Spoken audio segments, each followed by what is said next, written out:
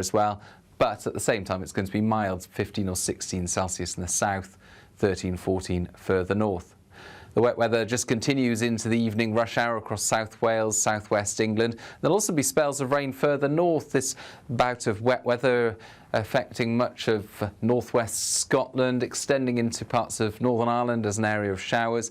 Likewise, southern Scotland seeing some rain, although the central belt at times avoiding the wetter weather. Northern England drier for a few hours before this area of rain across Wales. The south and southwest starts to move northwards. So all in all, a very soggy end to the day on Tuesday. And it stays cloudy, it stays breezy overnight, with those spells of rain becoming less heavy, less persistent, but a damp look overnight for much of England and Wales, southern Scotland, Northern Ireland. Clear spells for the north of Scotland and cooler here, but elsewhere it's double figures, if not teens, as we begin the day on Wednesday. And Wednesday does start off with some heavy rain in places. Initially the focus will be across the south and southwest once again. Then those rain bands move north. So if you are heading out for a bonfire display Wednesday evening, there will be some showery rain around. A little bit of uncertainty about exactly where these outbreaks of rain end up, but it's most likely to be wettest towards the north and the west. Some drier and clearer spells towards the southeast. Expect warm spells with the odd rude interruption. Box Boilers sponsors the weather on GB News. We could be delivering the perfect Christmas to you this year. There's £30,000 in tax-free cash to make 2026 the best year yet. A further £10,000 cash to spend on gifts for all the family. There's £1,000 to spend in your favourite supermarket. And a festively themed GB News goodie bag. And we'll get it all to you in time for the big day. For a chance to win, text WIN to 63225. One entry costs £2.50 plus one standard network rate message. Or text bonus to 63225. 5 entries cost £5 plus one standard network rate message. Go to gbnews.com/win. Entries start at £2.50. Call 0903 686 3232. Calls cost £2.50 plus your network access charge. Or post your name and number to GB17 PO Box 8690 Derby DE1 9TT. UK only. Entrance must be 18 or over. Lines close at 4 p.m. on the 28th of November. Please check the closing time if listening or watching on demand. Good luck. From the school run to the home run, watch a new show for all of Britain. So he can say whatever he wants. A straight-talking show where all voices are heard. And, you know, when are we going to stop talking about smashing the gangs and actually do it? With the stories that matter from every part of our country. There's a bit of a crash landing there for your Chancellor. Bold, fearless and standing up for you. That's me, Martin Daubney, 3 p.m. till 6 p.m, weekdays, here only on GB News. The People's Channel, Britain's news channel. Westminster's full of talk, but out here, it's the real world. Am I allowed to talk then? No, that's it. This is where it matters, real people and real lives. That's what politics is all about. In fact, has Trump made a good start? No. Straight answers, no spin, and just a couple of pints. How many fingers have I got up? About 10. So join me for Lee Anderson's Real World every Friday at 7 p.m, only on GB News. The People's Channel, Britain's news channel. Britain was once the envy of the world, but look around. A nation that no longer knows what it is or where it's going. A country that's broken. How do we fix Britain? How do we bring it back? Friday night with Matt Goodwin at 8 p.m, only on GB News. No matter the state it's in, this is our nation. Join me, Jacob Rees-Mogg, for a genuine, honest discussion on where we have been, where we are going, and where we are with the people who set the direction. Tune in to State of the Nation every Monday to Thursday, 8 to 9 o'clock, only on GB News. At GB News, we love to hear from you, our loyal community. So drop us a line at gbnews.com/yoursay. There you can talk to each other and also to the presenters live on air. gbnews.com/yoursay, because GB News is your channel, Britain's news channel.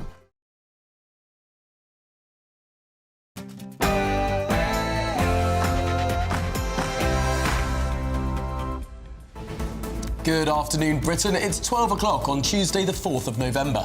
I'm Tom Harwood. And I'm Nana Akua. If we had to build the future of Britain together, We will all have to contribute to that effort. Each of us must do our bit for the security of our country and the brightness of its future. Yes, the Chancellor delivered a bombshell speech in Downing Street this morning, indicating she's ready to break her manifesto pledge and raise taxes on working people in the budget later this month. The Tory leader, Kemi Badenoch, was less than impressed. A laundry list of Scandal at the BBC. Oh yes, the broadcaster doctored a Donald Trump speech on the 6th of July 2021, making the president appear to encourage fighting and rioting on Capitol Hill. We're going to walk down to the Capitol, and I'll be there with you, and we fight. We fight like hell. We're going to walk down to the Capitol, and we're going to cheer on our brave senators and congressmen and women. Males with nothing to do and surplus energy cannot bode well, I suspect. People wouldn't undertake the journey that they have done without a very valid reason. Quite worrying that we don't know who's coming in. Residents in Crowborough in East Sussex react to plans for illegal migrants to be housed in old army barracks in the town. Today we're in Inverness, where another former army camp is due to receive hundreds of migrants. Tommy Robertson has been found not guilty at Westminster Magistrates Court of the terror offence of failing to provide police with the PIN to his mobile phone. And Dick Cheney, the most powerful vice president in American history and chief architect of the war on terror, has died at the age of 84.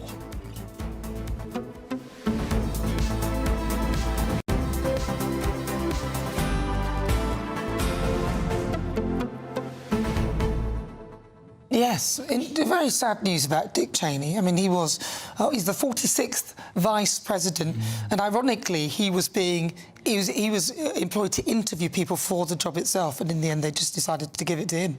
I mean, he was, whatever you think of him, and a lot of people have a lot to say about his role in instigating the Iraq war, the wider war on terror. I mean, he is just an incredibly impressive mind. To go from Chief of Staff for Gerald Ford, Defence Secretary under George H.W. Bush, Vice President under George Bush, but very often Vice President is such a nothing role. I mean, there are jokes dating back centuries about people sort of asked if they want to be Vice President, you know, they'd rather do anything else because you don't really have any formal responsibilities. But Dick Cheney in many ways made it a role that had responsibilities, that had power. But he's also, in his own personal life, he had a heart transplant in 2012, and he said that sort of gave him a new lease of life. So he had a heart transplant, and that went on for 13 years, which is quite incredible, quite impressive. And before that, he'd had a series of heart attacks, so he was somebody who suffered from cardiovascular disease, so he'd been kind of ill for quite some time until he had the transplant, and then that gave him a new lease of life, which, he made the most of it. But of course, he also had various disagreements with the sort of Trump movement. He represented a very different brand of republicanism, perhaps one that has significantly retreated in recent years. But of course, we'll have much more on Dick Cheney, his legacy, and indeed what his period of power has meant for the wider world. Yeah, he was kind of like the chain of great sort of leaders who'll be remembered, but with interesting names like Colin Powell, Dick Cheney. Do you know what I mean? They all had a kind of ring to them. But well, do get your thoughts in. gbnews.com/your say is the way to get involved, as always. Much more on this and every other story, of course, after your latest news headlines with Sam.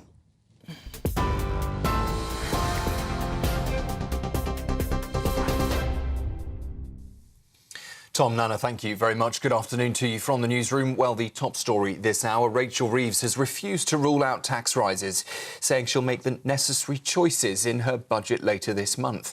It comes amid warnings from the Resolution Foundation that tax rises are, they say, inevitable. The Office for Budget Responsibility is also expected to downgrade its productivity forecasts, leaving a £20 billion gap in the public finances. Well, earlier speaking from Downing Street, the Chancellor said her statement on the 26th of November will focus on fairness and opportunity, but admitted the world has thrown challenges our way. Mine will be a budget for growth, with fairness at its heart, and a budget that supports businesses to create jobs and to innovate. As I take my decisions on both tax and spend, I will do what is necessary to protect families from high inflation and interest rates, to protect our public services from a return to austerity, and to ensure that the economy that we hand down to future generations is secure, with debt under control. The Tory leader Kemi Badenoch has hit back at that speech. She claims that Rachel Reeves proved that Labour has given up on living within its means. Chancellor's speech was one long waffle bomb. A laundry list of excuses. She blamed absolutely everybody else for her own choices, her own decisions, her own failures. Well, my colleague Tara Goodsell has been out on the streets of London getting people's thoughts on that speech from Rachel Reeves and the upcoming budget. We need massive overhaul of the system. Starmer has reneged on every promise. He reneged on every promise he made when he was made leader. So I'm not at all surprised. Anybody could have really seen this coming. The only way out to make the math work is to increase income taxes. They made so many promises before the elections and they're going back on their word. So I voted Labour.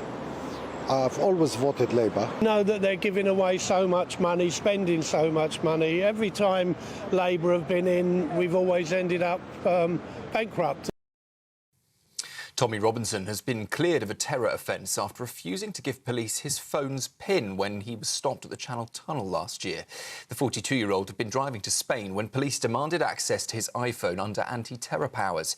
The judge, though, found him not guilty, ruling police acted unlawfully, detaining him under the Terrorism Act. Robinson's defence had argued officers targeted him because of his political views, not because of any link to terrorism.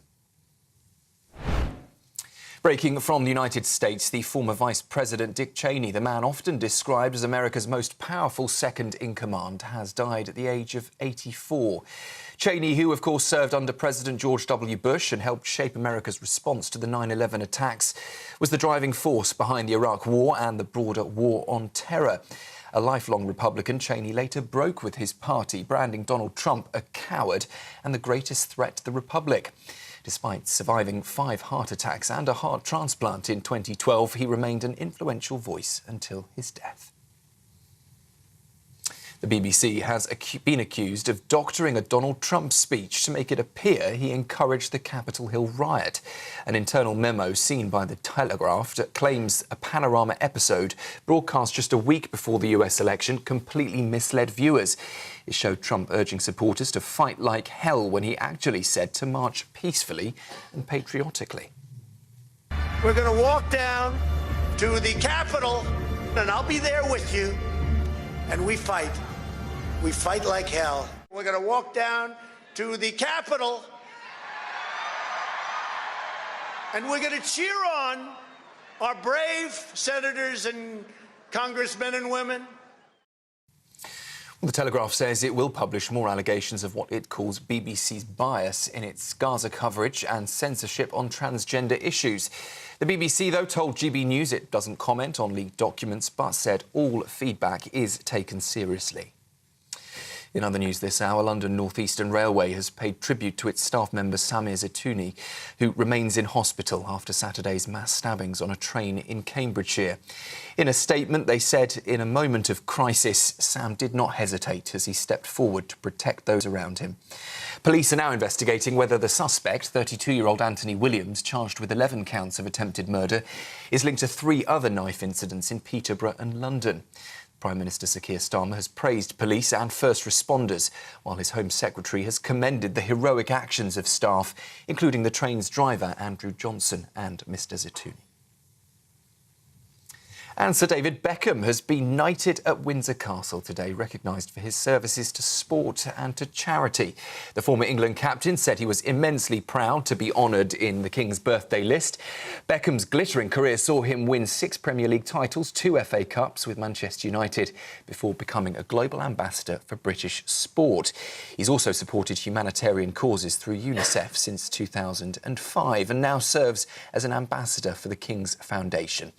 Also receiving honours today, Nobel Prize-winning novelist Kazuo Ishiguro and West End legend Dame Elaine Page. Those are the GB News headlines. I'll be back with you in around half an hour. Next, though, the midday markets. Cheers Britannia Wine Club proudly sponsors the GB News Financial Report.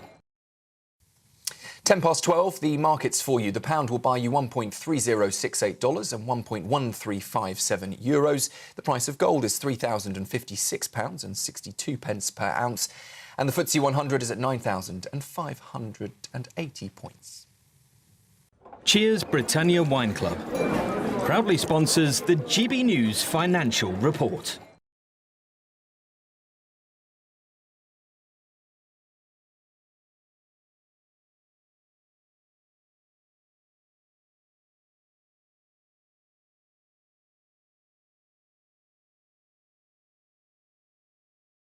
Kemi Badenoch, people in the general election last year voted Labour largely because they wanted shot of the Tories.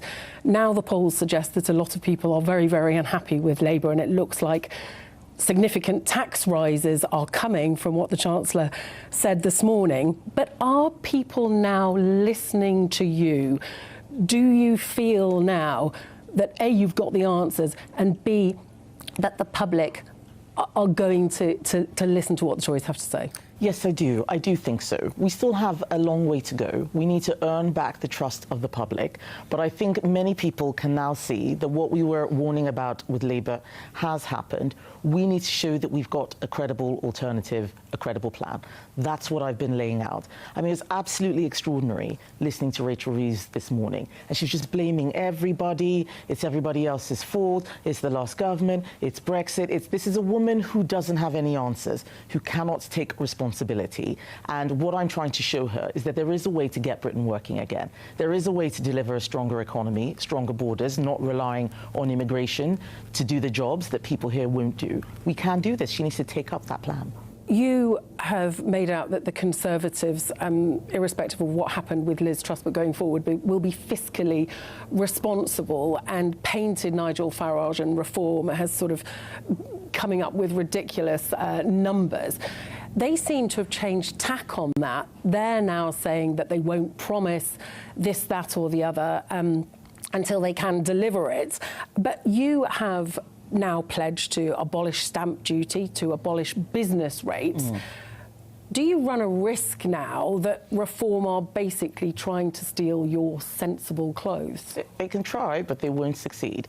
When I first became leader, I told people that we're not rushing out with policies until we have fully worked up plans on how we're going to deliver them. So the reason why I can announce that we're going to abolish stamp duty, where we're going to scrap business rates for the high street, all those small businesses, is because we have found the savings, £47 billion of savings. The difference between us and Reform is that Reform make the promises first and then think about it later. At the last election, they had a contract with the country and they've junked every single thing. That's not going to happen with me. I'm the new leader of the party. What I say sticks. I'm not going to say something and then change my mind later on because I haven't worked through the plans. £47 billion of savings will deliver a lot of those things which we want to see. Paying down the deficit and investing in those kind of tax cuts like business rates, like stamp duty, getting rid of those, that will stimulate the economy. That will work. The BBC internal memo has emerged that said that they materially misled the public over footage of Donald Trump on the day of the riots. There's been the Gaza documentary, there's been Hugh Edwards, there's been the death to the IDF. Tim Davie has been the Director General throughout. Is it time for him to go? What action do you want to see the government take? What action would you take if you were in office now? So I've just been briefed on what happened fully in that Panorama documentary. It's absolutely shocking. That is fake news. You know, actually putting different things together to try and make something look different from what it actually was. And I do think heads should roll. Whoever it was who did that should be sacked. That's what Tim Davie should be doing, identifying who put out misinformation and sacking them. The public need to be able to trust our public broadcaster. Everyone who's watching the BBC, everyone with a TV is paying a license. We are paying them money. They should not be telling us things that are not true. And, you know, they have all these outfits, BBC Verify, verifying other people's claims. What are they doing about their own claims? And you're quite right to bring up the Gaza documentary, among others, as an example.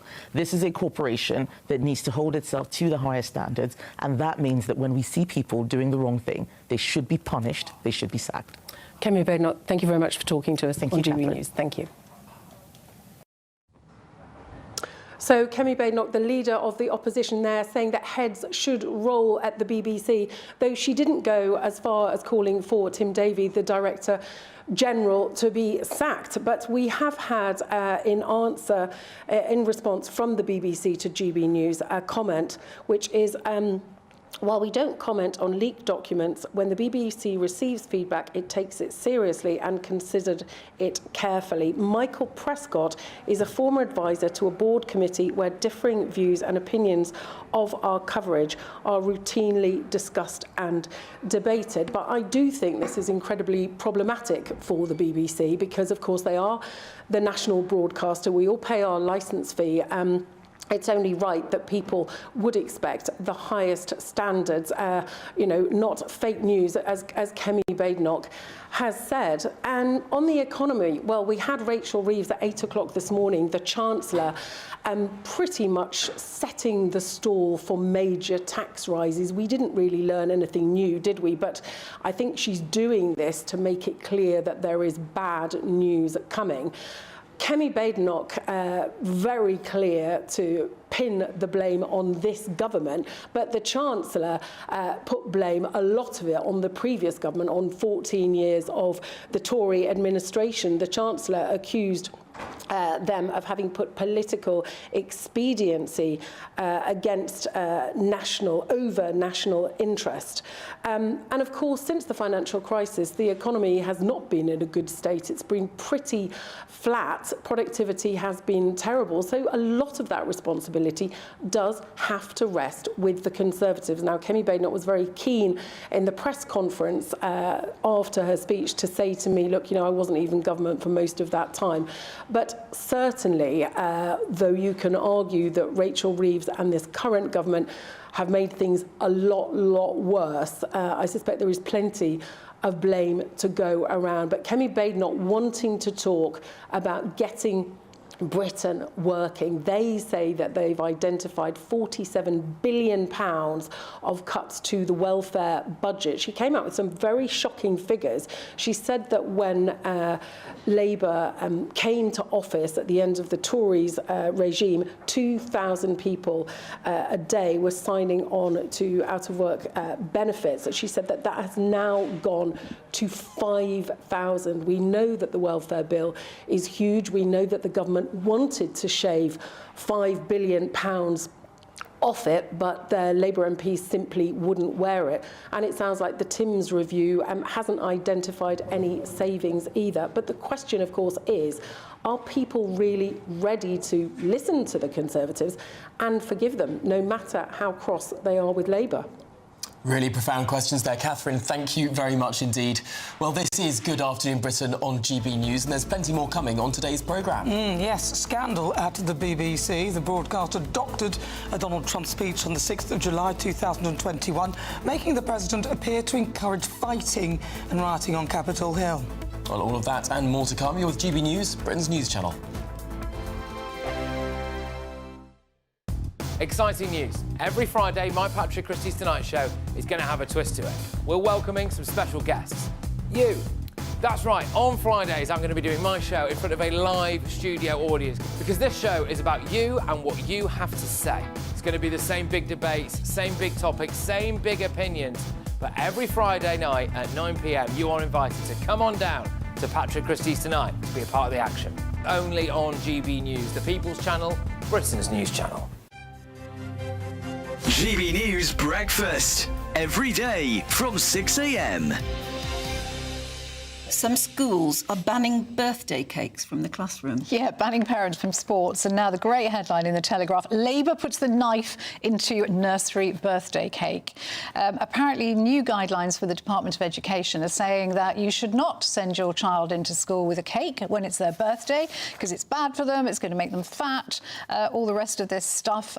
It's the nanny state once again on the march, isn't it? Is this a new thing? Because I don't remember ever taking a birthday cake. Oh, yeah, we on my did. birthday. Yeah, we did too. Took a birthday cake. And I think some schools I've seen that have a fake birthday cake, which is not nearly as nice, with a fake cake with a candle on, so you sing happy birthday and blow out the candle.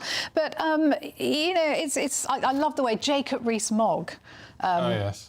European GB News presenter has waded into this row saying, well, my children's nanny sends little cakes into school for all the children. Absolutely. He said the nanny sends them in. Only socialists know what is acceptable and what isn't. He says only socialists want to stop such innocent pleasures. And I think there's a real point about that. One school, actually, Broxburn Primary in Harrow, is saying, don't send your child in with a cake. Donate a book to the school library instead. I mean, that is just not a good substitute, is it? Cakes? No, my kids are 1 and 3, so they're not quite at that age yet. But It'll happen. It does it. But it should, because there is. It doesn't have to be a big splodgy cake. It can just be something. But even if it's a bit of a treat, there's no way the calories of school birthday cake are the calories making people fat. No. So we should focus on the big issues rather than ruining this fun. Well, yeah, I mean, I'm not a killjoy. I think kids should have a bit of fun. I just didn't know it was a thing. Yeah, it's all changed since my day. I think maybe it's the teachers who don't like the sugar rush the kids get afterwards, and they can't keep control in the classroom.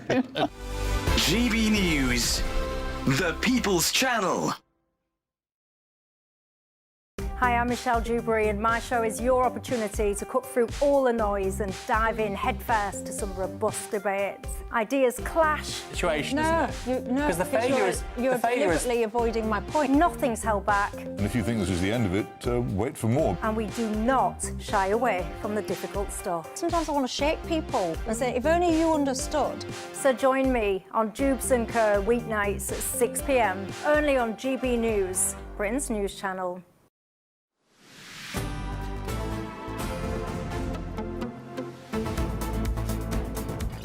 Good afternoon, Britain. Now, a report has revealed that the BBC, yes, remember them, they doctored a Donald Trump speech by making the US president appear to encourage the Capitol Hill riots. Well, according to a whistle-blowing memo, the Panorama programme broadcast a week before the United States election completely misled viewers. Let's take a listen. We're going to walk down to the Capitol, and I'll be there with you, and we fight. We fight like hell. We're going to walk down to the Capitol, and we're going to cheer on our brave senators and congressmen and women. So the first version was, of course, the one that was the doctored version. The second version was the actual version. And if you are watching on TV, you can see that the first version was seamless, if you see. So he was still in vision when they did it. So it's not like they threw to something else and then that clip was there. It was just a follow-on that looked seamless. And all covered over by music in the background, so you didn't notice any edits. Horrendous. That is horrendous. There is no way out of that. But let's get some more about this from GB News' Home and Security Editor, Mark White. Mark. Listen, the thing about this is, you know, when you're documentary making, you want to try... It's a visual art as well as, you know, a journalistic endeavour for a programme like Panorama. So you want visually to make a nice piece of television. You want it to be as impactful as possible, and you'll put some of the most powerful statements in at the top of your show. But the difference here, especially when it's a journalistic endeavour, is to take something, then, you know, take something else, an hour down the speech, lump them together to completely change the truth of what that individual, in this case President Trump, was saying at that speech on January the 6th, 2000. 2021. At that time, of course, when protesters went to the Capitol, there was then serious disorder outside the Capitol as well. So it's without a doubt, you know, editing to change the truth of what was actually said. We've had a lot of reaction coming in. Boris Johnson, for instance, said that this is a total disgrace. The BBC has doctored footage of Trump to make it look as though he incited a riot when he, in fact, said no such thing. We have Britain's national broadcaster using a flagship programme to tell palpable untruths about Britain's closest ally. Is anyone at the BBC going to take responsibility and resign? And just in the last few seconds, actually, Suella Braverman, former Home Secretary, has also just tweeted, scrap the licence fee. She says, that's important, actually, you know, and not out of context, because we are in a period leading up to the renewal of the BBC's charter in 2027. The BBC is in negotiations with the Culture Secretary, Lisa Nandy, over that particular renewal, and she says nothing is off the table in terms of the funding of the BBC. So scandals like this will do the BBC no good at all in trying to argue its case with Lisa Nandy. The astonishing thing to me about this is there's quite a lot that you can legitimately criticise President Trump about January the 6th. He sat there for a long time while his supporters were breaking the windows of the Capitol. He could have sent out a tweet, he could have said stop, and he waited a long time before he did that. To me, that is perfect material enough to say this was not President Trump's finest hour. He could have stepped in, he could have prevented wanton vandalism and many people getting hurt. To then go the next step and pretend that he said something he didn't fundamentally undermines the case of the people that were trying to say Orange Man bad in the first place. Yeah, listen, I think actually, you know, trying to examine what Trump did at that time and use that, as I'm seeing people today using that as an excuse, oh, well, you know, he did say this and that and the next thing. That's not the point here. We're not talking really about, you know, whether Trump was right or wrong around the Capitol. We're talking about our national broadcaster on their flagship programme, this current affairs documentary, Panorama, clearly splicing together pieces, twisting the truth of what was said. That's the issue here, is the national broadcaster, which likes to tell us so repeatedly that the truth matters, that they have 60 staff on their BBC Verify unit. It's all about that when they're being met all around by people who tell untruths. And you need to be able to tune in to this broadcaster to get its news and current affairs coverage and be certain that you get the actual factual, you know, the facts of a story. But clearly, when they're twisting the facts like this to portray another narrative, how can they then be trusted on other matters? And to that end, I should just say, we're waiting because this is part of a 19-page dossier that a chap called Michael Prescott, an advisor to the BBC until June of this year, on their sort of their guidelines and the like, is he had presented to the BBC, said it was effectively ignored.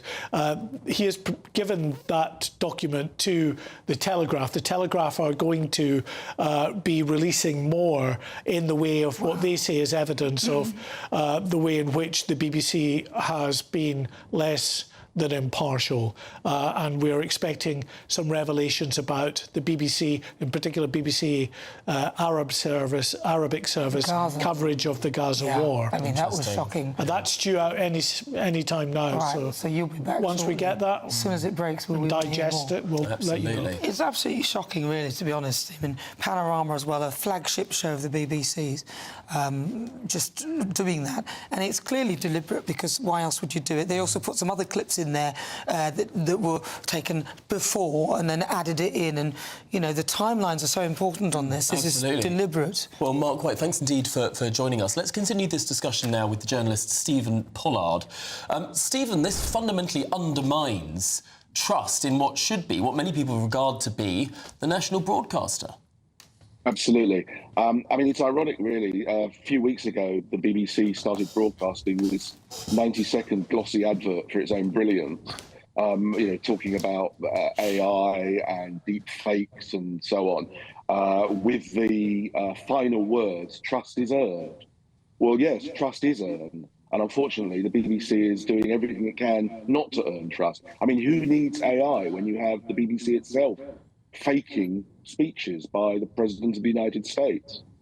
Are we being unfair to the BBC? After all, it does some good period dramas, it does some good things, and do you see there as any way of them being able to get out or explain what they've done in this? Well, I think that in a way, for me, the actual fake is, I mean, it's a terrible thing, don't get me wrong, but in a way, the worst thing is the BBC's response to the memo that Mark White referred to, the 19-page memorandum by Michael Prescott, who was their own independent. They appoint this guy as an independent advisor on editorial guidelines. He sees what's happening. He says how terrible it is. And he writes, first of all, to two people called Jonathan Munro and Deborah Turness. Deborah Turness is effectively the editor-in-chief of news at the BBC, and gets nowhere with them. And he's so frustrated that he then writes to the relatively newly appointed BBC chairman, Samir Shah, to say, number one, why are these people they're frustrating me? They're not listening to a word I'm saying. And then he says, surely you will agree that this is a terrible precedent. Those are the exact words he uses. And you're going to take action. And what was Samir Shah's response? Nothing. Michael Prescott didn't get a response from it. So in a way, I think that's almost as bad as the actual act itself, because it shows that it's not that there's like a few bad apples who are doing this terribly unprofessional journalism. It shows a more deep-seated problem that, far from wanting to address it, they either, well, depending on what gloss you put on it, they either ignore it or they want to cover it up. What's the argument that's best in the BBC's favour in this point? Because I mean, sometimes we do a sort of compilation series of a speech because no one wants to listen to the entire speech, but we'll usually sort of put a flash of white in between the bits, so it's clearly demarked one part to next. Or you'll say 40 minutes later or something. But had the Panorama programme put a clear white flash between the first part that Donald Trump said and the second part, would they be absolved of this?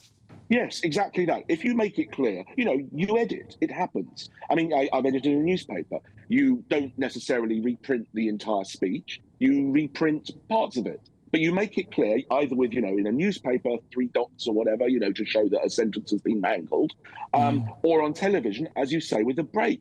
There's nothing wrong with showing highlights, as it were, from a speech. But the issue with this, it's not simply that they edited them together. It's that it was done so deliberately to make it look like it was one continual sentence. I mean, they used software that did exactly that. And it's difficult to think of any words other than deliberate deception. Well, even if they had put a flash there, Stephen, it would have been in between a sentence that then would have rolled on. So this is clearly deliberate. Stephen Pollard, thank you so much for your thoughts. Well, a BBC spokesperson responding to this story has told GB News, while we don't comment on leaked documents, when the BBC receives feedback and it takes it seriously and considers it carefully. Michael Prescott is a former advisor to a board committee with differing views and opinions of our coverage are routinely discussed and debated. Yeah, really? I'm sorry. This is Good Afternoon Britain on GB News. Lots more coming up on today's show. With nothing to do and surplus energy cannot bode well, I suspect. People wouldn't undertake the journey that they have done without a very valid reason. Quite worrying that we don't know who's coming in.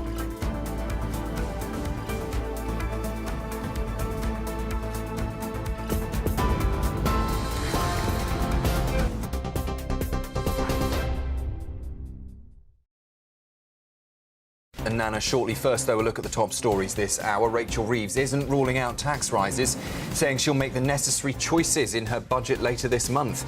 It comes as the Resolution Foundation warns tax hikes are inevitable, and the OBR prepares to slash its productivity forecasts, leaving an estimated £20 billion black hole in the public finances. Number 10 says it will take tough but fair decisions, while Kemi Badenoch has hit back, claiming Labour's given up on living within its means. Tommy Robinson has been cleared of a terror offence after refusing to hand over his phone PIN at the Channel Tunnel.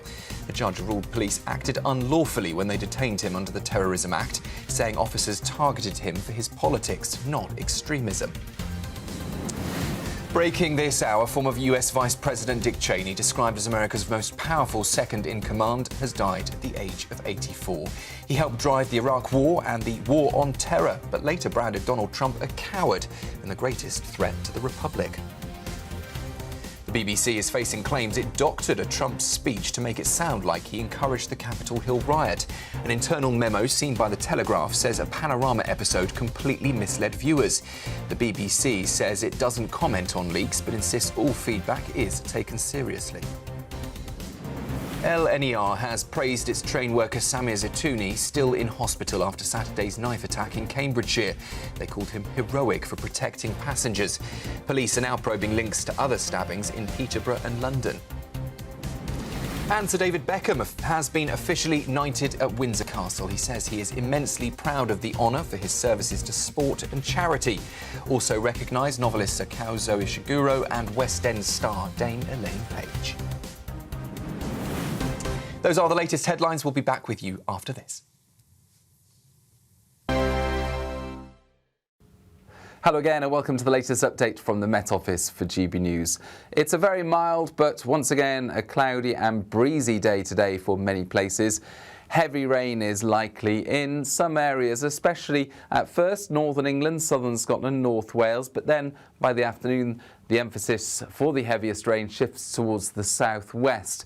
So southwest England, much of South Wales seeing some persistent wet weather setting in around lunchtime and continuing for the rest of the day, overnight and into the start of tomorrow. In some places the risk of more than 50 millimetres of rain falling, with the most rain falling over hills. East Anglia, the southeast, as well as northern Scotland and Northern Ireland, mostly avoiding the wet weather that will affect many other areas, and we'll actually see some clear spells for central and parts of northeast Scotland, although this area of showery rain will continue to affect the northwest. Northern Ireland, clear spells as we end the day here with lighter winds, a gap between systems. Southern Scotland staying damp, likewise for northern England, but not as wet as it has been during the last 24 hours. Wales, the wettest place as we go into the rush hour. I'm sure some tricky conditions for the evening commute. And then that pulse of heavier rain moves through the Midlands into northern England, southern Scotland, Northern Ireland overnight, with further pulses of wet weather pushing up across many western parts of the UK. Meanwhile, clear spells remain across East Anglia, the southeast, and northern Scotland. Northern Scotland, relatively cool overnight, but very mild elsewhere, with this strong southwesterly breeze continuing, lively gusts around the southwest coast and upland areas, with the wettest weather through Wednesday pushing north into much of Scotland, northern England, and remaining damp across western parts. Clear spells to the southeast and very mild. And here's how it looks as we begin bonfire night. Thank you so much for helping us to reach 8 million followers and subscribers across our social media channels. That's 8 million fearless Brits standing up for what really matters.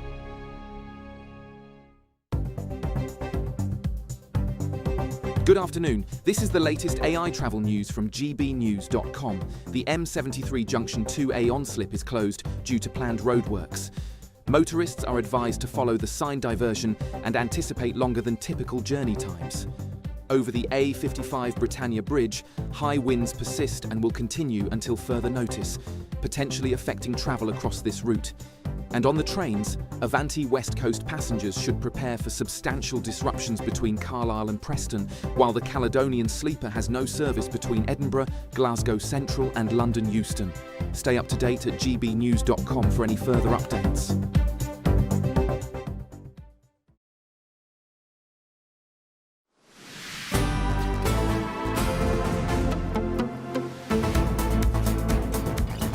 Good afternoon, Britain. Now, Dick Cheney, America's most powerful vice president and the man behind the post-9/11 war on terror, has died at age 84. Well, once the driving force in Washington, Cheney's influence shaped decades of US politics. In his later years, he broke ranks with his own party, condemning Donald Trump as a coward.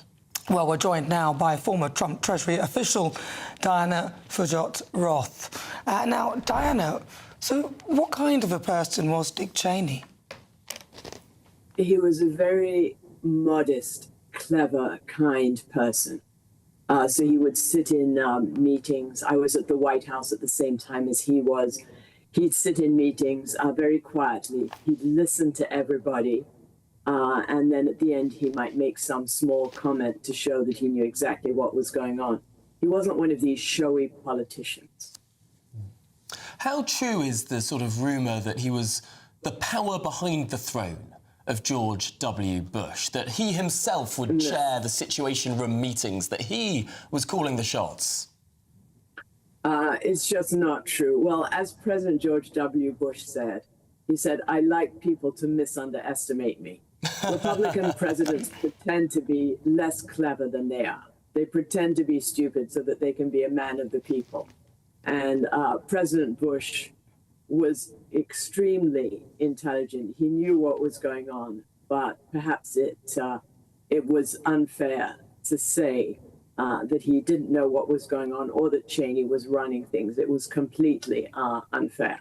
But President Bush liked, as he said, to be misunderestimated. That was the word he used. Now, he had battles with his health, especially with his heart. Did that affect his work at the time? It didn't affect his work when he was in the White House. He had a pacemaker. He had excellent medical care. He had regular checkups. And he was always standing up for what he thought was right, having energy security, national security, protecting America from terrorism. That was what he most wanted to do. Now, over the span of 4 decades, he held 3 different positions in the executive branch of the United States. He was Chief of Staff in the White House in the 1970s, the late 80s, early 90s, he was Defense Secretary, and then in the 2000s, of course, Vice President. It's hard to think of many people in American politics who, for such an expansive spread of time, had such a series of key roles in the running of the United States government. I think that's very true. Perhaps Henry Kissinger advised more presidents, but very few people did that. And there was, of course, George Shultz, who held a number of cabinet offices.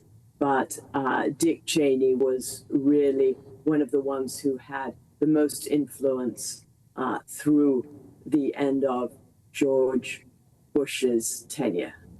Diana, what do you think that he will most be remembered for? I think he'll most be remembered for fighting the war on terror, encouraging the invasion of Iraq that many people now say was misplaced, that America should have instead invaded Iran. But I think that he'll be remembered for keeping America safe and focusing on ending terrorism. So what happened on 9/11, September the 11th, with the attack on the World Trade Center, would never happen again. That was his focus in the main part of his career as vice president. It's so interesting to look at his long and varied career. I mean, immediately after 9/11, he was one of the most popular politicians in the country. His approval rating was sky high. But by the time he left office, his approval rating was on the floor, barely into the double digits. This was someone who experienced both ends of public popularity and was the last vice president that America has had to himself not then run to be the president. Well, he never had any desire to be president, and it's possible that that's one reason he was such an effective vice president. No one thought that he was shuffling for power for himself. So I think that that was very important. But in the White House, not everyone is always on the same page. There's constant fighting to be on top, And towards the end of his presidency, George W. Bush preferred Condoleezza Rice's view to Dick Cheney's view. And so that, I think, accounts for some of the fall in his influence. All right, Diana, thank you very much. That's Diana Furchtgott-Roth. She was a former Trump Treasury official. Absolutely. Well, do get your thoughts in gbnews.com/yoursay with any memories of Dick Cheney. Well, this is Good Afternoon Britain. Plenty more still to come on today's show. But if you're in search of some holiday sun, here's the forecast of some of the top European destinations. Ready to soak up that holiday sunshine? Won't we need some cover? No worries. All sorted. All Clear Travel Insurance sponsors GB News Travel Destinations Forecast. If you're looking to escape the autumnal weather in the UK, well, there is also some unsettled weather through the Mediterranean.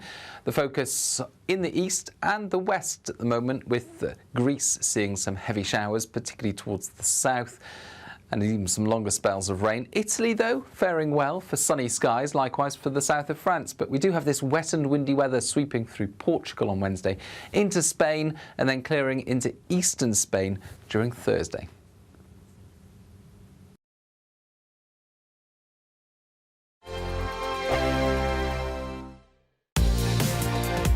Mornings don't have to be tiresome, especially if you have the right company. Wake up to news as it happens, opinion and debate, and of course, a little bit of entertainment too. Because when the kettle's on, we're on. That's Breakfast on GB News, a show worth waking up for. Every morning from 6 a.m. Only on the People's Channel, Britain's news channel. We'll spread the news, you spread the word. Britain was once the envy of the world, but look around. A nation that no longer knows what it is or where it's going. A country that's broken. How do we fix Britain? How do we bring it back? Friday night with Matt Goodwin at 8 p.m, only on GB News. Decisions made in Washington aren't just shaping America, they're shaping Britain too. From migration to global security, from crime to health. Whatever happens in the White House today will be felt in your town or city tomorrow. That's why The Late Show is live from Washington, D.C. Cutting through the politics to show you what it all means for Britain. The Late Show live every night at midnight. Only on GB News, Britain's news channel. No matter the state it's in, this is our nation. Join me, Jacob Rees-Mogg, for a genuine, honest discussion on where we have been, where we are going, and where we are with the people who set the direction. Tune in to State of the Nation every Monday to Thursday, 8 to 9 o'clock. Only on GB News. Bold. They are under no illusion. Ray, are you a human trafficker? Boundless. I've had enough of the nonsense, and I'm not afraid to say it. Don't get us on the BBC. Every weeknight, I tear through the headlines. The smell of gasoline. Should we be worried about it? From Westminster madness to cultural war chaos. I'm going to do now, they are throwing things out the car as we speak. Get ready, Britain. Here we go. Patrick Christie's tonight, weeknights from 9 p.m, only on GB News, Britain's news channel. At GB News, we love to hear from you, our loyal community. So drop us a line at gbnews.com/yoursay. There you can talk to each other and also to the presenters live on air.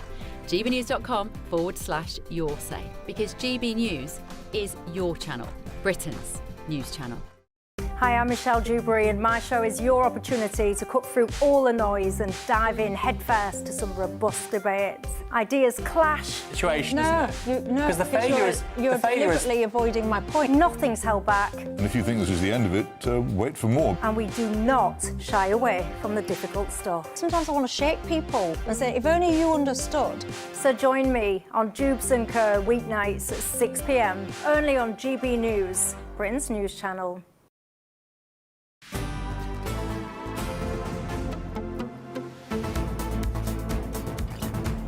Good afternoon, Britain. It's coming up to 10 to 1. Now our political editor, Christopher Hope, has been in a briefing with the Prime Minister's official spokesman. He joins us now live from Downing Street. Christopher, what can you tell us?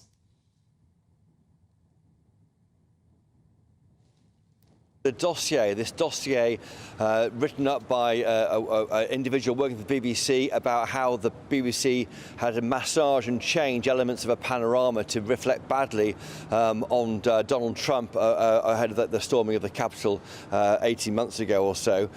We are told by Number 10 that officials have received the dossier and the BBC is investigating. Culture Secretary Lisa Nandy is being kept updated on these developments. Number 10 says this: the Culture Secretary expects the corporation to report the news accurately and impartially. She expects them to look into questions of editorial standards thoroughly, because that's obviously important for the public's trust. So this is escalating now. The government is now looking at this. Clearly, Lisa Nandy wants the BBC to act, and of course it could be a question for Ofcom as well. So there's no real sort of implication as to what the BBC might do as a result of this then, because I think the BBC may have felt that they could just put this to bed quite quickly. Well, that may be the case, and we wait to hear how the BBC's investigation is going. But it's clear now the government has got a copy of the dossier. They're looking at it. Lisa Nandy is being kept updated on the developments. And as I say, she expects the corporation to report news accurately and impartially, and to look into questions of editorial standards thoroughly, because that's vital for public trust. OK, Christopher, thank you very much indeed for that. We'll speak more with you just after, well, just at the top of the next hour. So do stay with us there for that. But in other news, a week in and the government's asylum housing plan is already running into trouble. Yes, Cameron Barracks in Inverness, which was meant to hold 300 people, has been deemed unsafe, with asbestos now being removed from the site. Well, GB News Scotland reporter Tony Maguire joins us live from Inverness. And Tony, what can you tell us? Well, you know, this has really been a story which has really infuriated people, boiling blood all across the Highlands. The news that 300 asylum seekers were going to be moved into the Cameron Barracks, which were, you know, currently used to house asylum seekers following the extraction from Kabul. But, you know, what has made this really a really hot issue is that it just seemed to be dropped into the laps of the people of Inverness. The Home Office and the Military of Defence had decided that this was going to be the home for them by the end of November. But as it turns out, well, you know, that isn't going to be the case. Now, the people of Inverness, 10,000 of them had signed a petition to really call for a halt to this plan. And, well, as you know, the karma gods, if you like, might have looked down on them, because that seems to have what happened by other means. So the barracks, as it turns out, is filled with asbestos, and therefore a £1.3 million contract is now being launched to remove that. But that's not going to happen until the start of January, and therefore we're going to see a real delay of this. So not great news for Keir Starmer's plan to get migrants out of hotels and into other kinds of accommodation. Now, I will say I've been in Inverness here from quite early doors this morning, and the people have been very forthcoming with how they feel about this, and in some parts it's quite unanimous. We're seeing people in the street here who are glad that they're going in, but you know, they would rather Keir Starmer had spent more time and effort with his government getting the removals pushed along faster. We've got others who are very, very dissatisfied that they were in no way, shape or form consulted on this, you know, and I think it's worth to say that the Scottish Government may have known some weeks before, but indeed the council here in Inverness and the Highland Council were not made as privy. Those introductions came later on, and the people here, I think, feel a bit cheated. Now, it was sold, the barracks, as being out of the way. It was being on the outskirts of Inverness, a city of, you know, 48,000 people, but actually it's kind of on three sides of the barracks site. There's residential zones, and among them there's two schools as well, with a third school within a mile, all within about a 10-minute walk from where we are just now in the city centre. So it's safe to say that, you know, emotions are running high here, but we'll need to wait and see how these works happen when they begin next year. All right, Tony Maguire, thank you very much. He's in Scotland. He's our Scotland reporter, and he's there in Inverness, where these barracks are supposed to be. And the thing is, I'm wondering, were they disused barracks? And if they were barracks that housed our veterans or our soldiers, they've got asbestos in them. I mean, it's shocking that they didn't do anything when our soldiers were in them. So I just find it a bit disgraceful now they're going to put some migrants in who've entered this country illegally in there. Time and time again, it's illegal migrants who get superior accommodation to British citizens. Homeless British citizens, British veterans. I mean, even workers who worked on the Bibby Stockholm. That ship was absolutely fine for them when it was off the coast of Scotland, but as soon as it was moved to house migrants, suddenly it's unsafe. Well, they found legionnaires, Nothing's too good for illegal migrants. Well, they found legionnaires, which I wonder if it was there before when our people were there. But what do you think? Lots more coming up on today's show. Do not go anywhere. First, though, let's take a look at the weather with Aidan.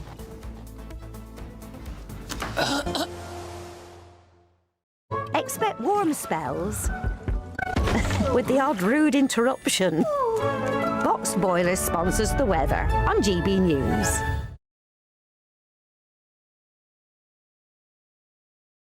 It's a very mild, but once again, a cloudy and breezy day today for many places. Heavy rain is likely in some areas, especially at first northern England, southern Scotland, North Wales, but then by the afternoon, the emphasis for the heaviest rain shifts towards the southwest. So southwest England, much of South Wales, seeing some persistent wet weather setting in around lunchtime and continuing for the rest of the day, overnight and into the start of tomorrow. In some places, the risk of more than 50 millimetres of rain falling, with the most rain falling over hills. East Anglia, the southeast, as well as northern Scotland and Northern Ireland, mostly avoiding the wet weather that will affect many other areas, and we'll actually see some clear spells for central and parts of northeast Scotland, although this area of showery rain will continue to affect the northwest. Northern Ireland, clear spells as we end the day here with lighter winds, a gap between systems. Southern Scotland staying damp, likewise for northern England, but not as wet as it has been during the last 24 hours. Wales, the wettest place as we go into the rush hour. I'm sure some tricky conditions for the evening commute. And then that pulse of heavier rain moves through the Midlands into northern England, southern Scotland, Northern Ireland overnight, with further pulses of wet weather pushing up across many western parts of the UK. Meanwhile, clear spells remain across East Anglia, the southeast, and northern Scotland. Northern Scotland, relatively cool overnight, but very mild elsewhere, with this strong southwesterly breeze continuing. Lively gusts around the southwest coast and upland areas, with the wettest weather through Wednesday pushing north into much of Scotland, northern England, and remaining damp across western parts. Clear spells to the southeast and very mild. And here's how it looks as we begin bonfire night. With the odd rude interruption.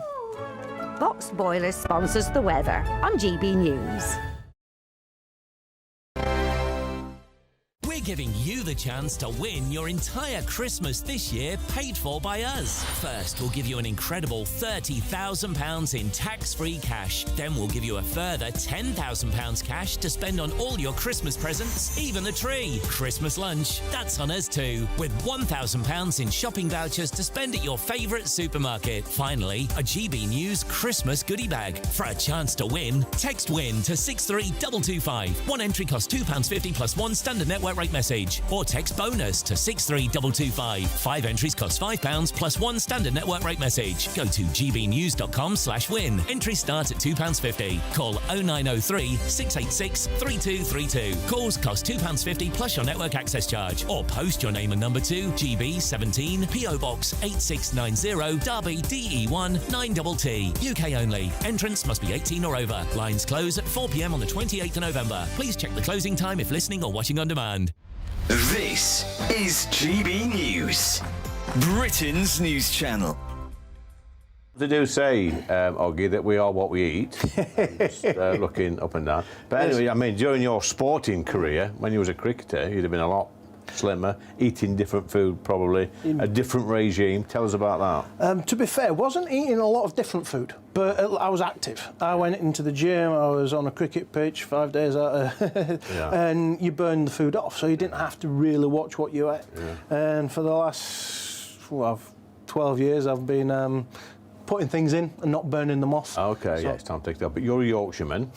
And you play cricket for Yorkshire. It's a great honour for a Yorkshireman, isn't it, to play cricket for his Massively, county? yeah. Because back in the day, you had to be born in Yorkshire, didn't you, to actually play for Yorkshire? Yeah, I was born back in Yorkshire. My mum and dad were in Pelsall. We moved back into Yorkshire, so I was born in the county, so I was allowed to play for it. But I was a late bloomer. 18, I wasn't playing for the academy, and I got a Yorkshire contract late on, and it just went really, really quickly. So how does it work? A lot of young people playing these sports at school and that, they played probably football, rugby and cricket, weren't they? Is that you? Yeah, so at school, I went to a comprehensive school that had a choice of football or football. Yeah.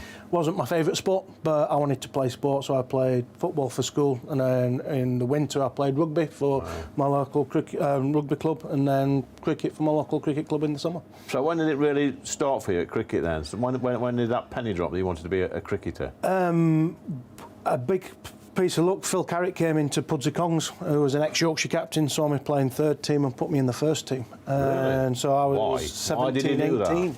He saw something in me. I don't know, because everybody else had overlooked me. I think it's because I swung the ball away. GB News, the People's Channel.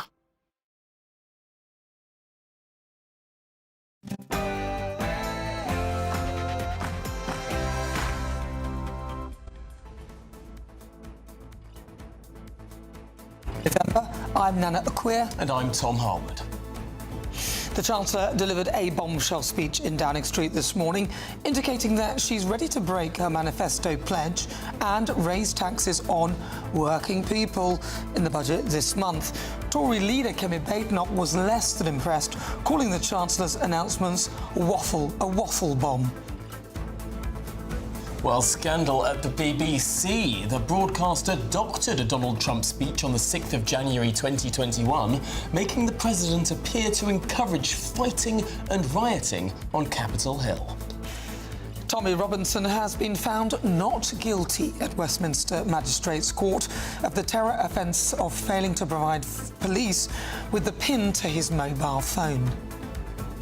And stateside, Dick Cheney, America's most powerful vice president in modern history and chief architect of the war on terror, has died at the age of 84.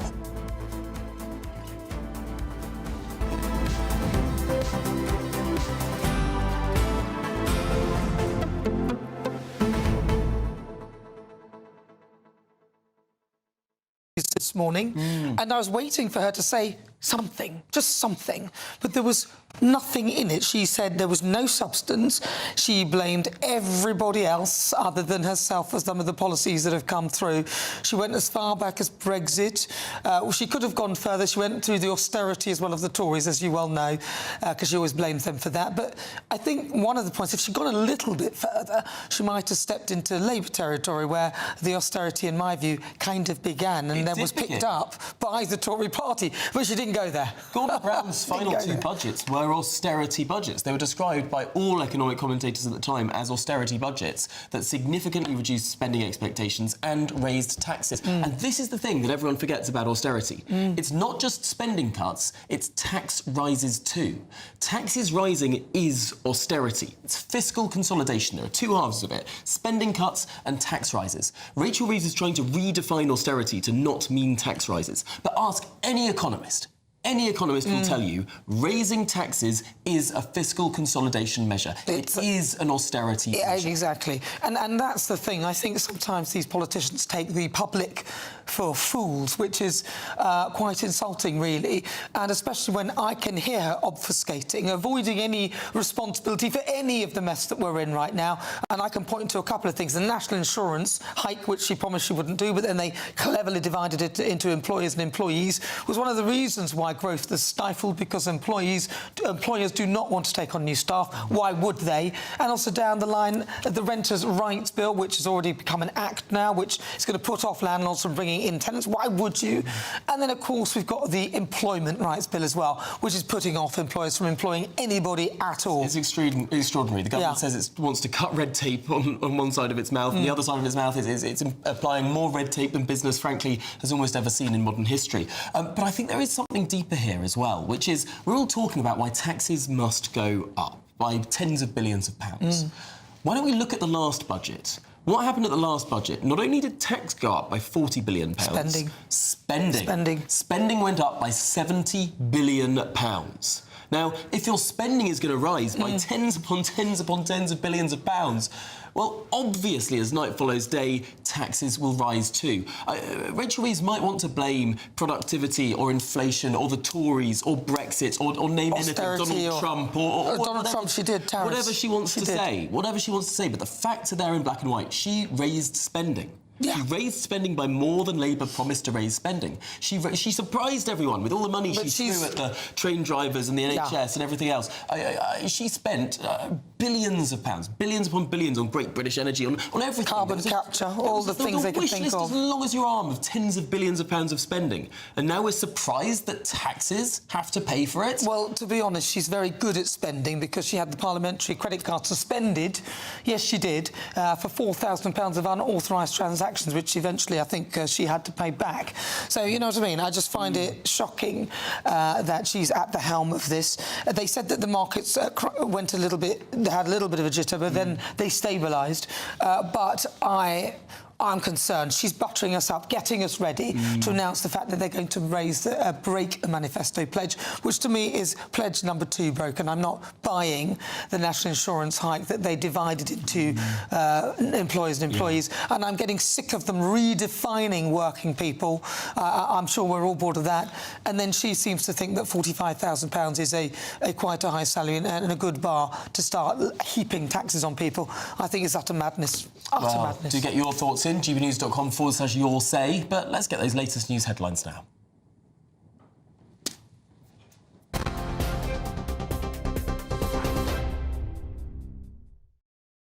To you from the newsroom just after 1 o'clock. The top story this lunchtime. Rachel Reeves has refused to rule out tax rises, saying she'll make the necessary choices in her budget later this month. It comes amid warnings from the Resolution Foundation that tax rises are, they say, inevitable. The OBR is also expected to downgrade its productivity forecasts, leaving a £20 billion gap in the public finances. While speaking from Downing Street earlier, the Chancellor said her statement on the 26th of November will focus on fairness and opportunity, but she did admit the world has thrown challenges our way. And a budget that supports businesses to create jobs and to innovate. As I take my decisions on both tax and spend, I will do what is necessary to protect families from high inflation and interest rates, to protect our public services from a return to austerity, and to ensure that the economy that we hand down to future generations is secure, with debt under control.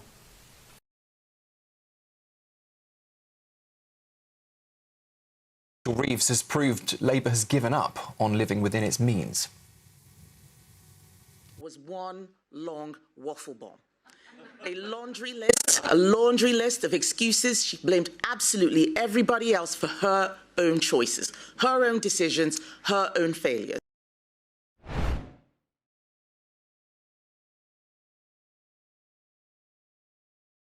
Powerful second in command has died at the age of 84. Cheney, who served under President George W. Bush and helped shape America's response to the 9/11 attacks, was the driving force behind the Iraq War and the broader war on terror. A lifelong Republican, Cheney later broke with his party, branding Donald Trump a coward and a great threat to the Republic. Despite surviving 5 heart attacks and a heart transplant in 2012, he remained an influential voice until his death.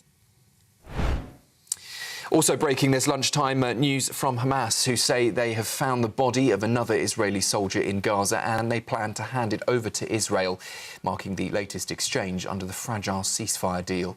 The group says arrangements are now being made for that transfer, which would leave 7 bodies still in Gaza. It comes a day after Israel confirmed the identities of 3 soldiers handed over by Hamas via the Red Cross, all killed during the early days of the war.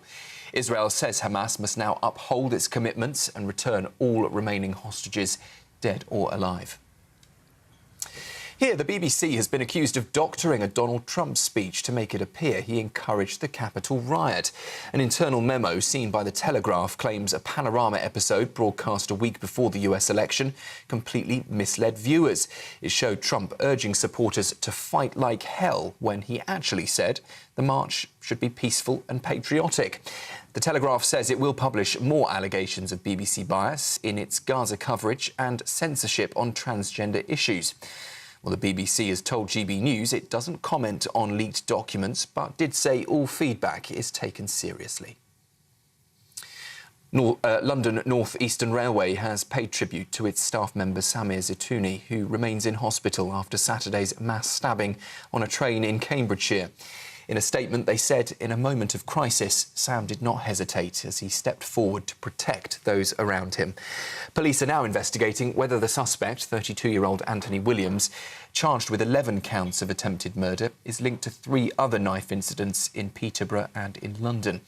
Prime Minister Sir Keir Starmer has praised police and first responders, commending their heroic actions, including a train driver, Andrew Johnson, and Mr Zitouni.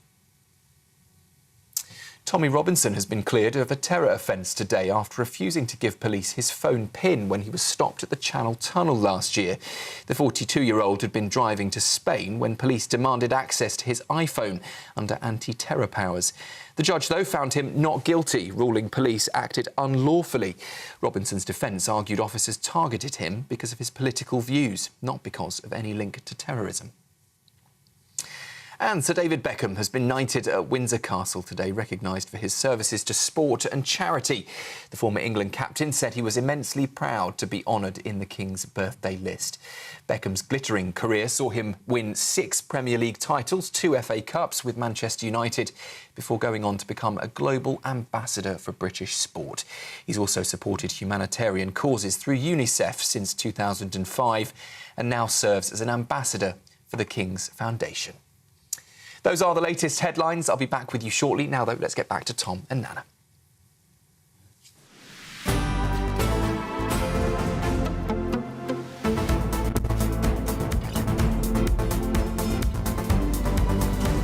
And this morning, in an extraordinary and unusual speech, the Chancellor of the Exchequer, in her words, set the context for the widely anticipated tax rises in this budget later this month. She listed the challenges that the UK economy faces. Well, our political editor, Chris Hope, has just been in a briefing with the Prime Minister's spokesperson, and he joins us now from Downing Street. Chris, what can you tell us? Well, not much more than what we heard from the Chancellor this morning. A very, very rare breakfast briefing, a press conference, a short speech from the Chancellor in number 9 Downing Street, just down the road from where I am. We're told by her advisers this lunchtime that the idea was to set the scene for the choices facing her as she goes into this budget process. We are 22 days away from the budget, and it's the beginning, frankly, of mass speculation about how the Chancellor might try and raise money. She made very clear that she won't cut spending. Capital spending will stay where it is. She wants to go faster with the industrial strategy and on planning and on cutting regulation. But she does want to cut the cost of living at the NHS waiting list and national debt. So the options open to her appear to be increasing one of those 3 big things she wasn't going to increase. National insurance, of course, VAT and income tax. Now, she increased the employer's end of national insurance last November. VAT looks less likely because she did reference food and energy prices being high. Both of those are subject to VAT. So all eyes, frankly, are on income tax. That could go up, some say, by 2p. That could raise £6 billion. There could be a concomitant fall in national insurance to try and to make out that the increase is aimed squarely at pensioners or at landlords rather than those who are in work, to try and keep the tax away from working people who the government's trying to look after. The key quote in that speech earlier was this: if we're to build the future of Britain together, we will all have to continue to contribute to that effort. So we all have to contribute. We're all in it together. You've heard that before from the Tories in austerity, but there's no return to austerity from this government. They want to try and they clearly are hinting at big tax increases 3 weeks away. For me, though, Tom, Nana, it was like going to the dentist. You have all the preparatory work without the actual operation. That's 3 weeks away. So she's laid out why we have to increase taxes but I'm afraid to say the bad news, if it is bad news, is 3 weeks away. Look, it's completely rational to say if you want a bigger state, if you want the state to do more, if the state is going to spend so much more money on everything from trains to hospitals and everything in between, that we need to build a future together, that everyone must contribute. I mean, that's what happens in lots of European countries. The tax is much higher and you expect more from the state. The problem for the Chancellor is that throughout the course of the general election campaign, people asked this question again and again and again. Are you going to raise taxes? Are you going to... And she said no, only on non-doms, only on private schools, only on the very super ultra-wealthy rich, not on you. And today, it appears, with that quote that you highlighted, all have to contribute. All have to contribute. I mean, she has completely gone back on what she said throughout the course of the general election. That's right, Tom. The other quote was, each of us must do our bit for the security of our country and the brightness of its future. But a year ago, that's right, 18 months ago, when we were covering that election together, Tom, we heard from the PM. He said they want to spend the proceeds of growth. The problem is the growth hasn't happened. Now, why hasn't it happened? There's been problems, the government would say, with the tariffs imposed by Donald Trump, by other global uncertainty and other issues with, and inflation's been quite sticky, hasn't come down as fast as you may think. But Kevin Badenoch's been saying, of course, in a speech today, she blames the Chancellor for choices she made, pushing up national insurance, giving those no strings attached pay rises to millions of public sector workers, the various restrictions, the red tape on employing people brought in by Angela Rayner, of course, in recent weeks. They would blame that, but the Chancellor is a victim of all that, and she's trying to deal with these stormy issues around her. I point again to what she said to the CBI barely a year ago. She said then, I'm really clear, I'm not coming back with more borrowing or taxes. Well, guess what? She is. All right, Christopher, thank you very much. She also dodged the question about the licensing business, but we'll leave it there. Thank you, Christopher. Well, joining us now is Labour MP for Loughborough, Jivan Sander. Jivan, look, Rachel Reeves laid out, I feel she's getting us ready to raise income tax, basically. But all the things that she put forward, a lot of those things were already happening. So she would have known about Brexit. She would have known about the issues going on with the Tory party over the last however many years she wants to go back. So why didn't she lay some of this out earlier, say about a year ago, instead of now, as if it's a shock to her that we're in the situation we're in? Well, good afternoon. It's wonderful to be here, and it's Jivan. It's a U, not an A.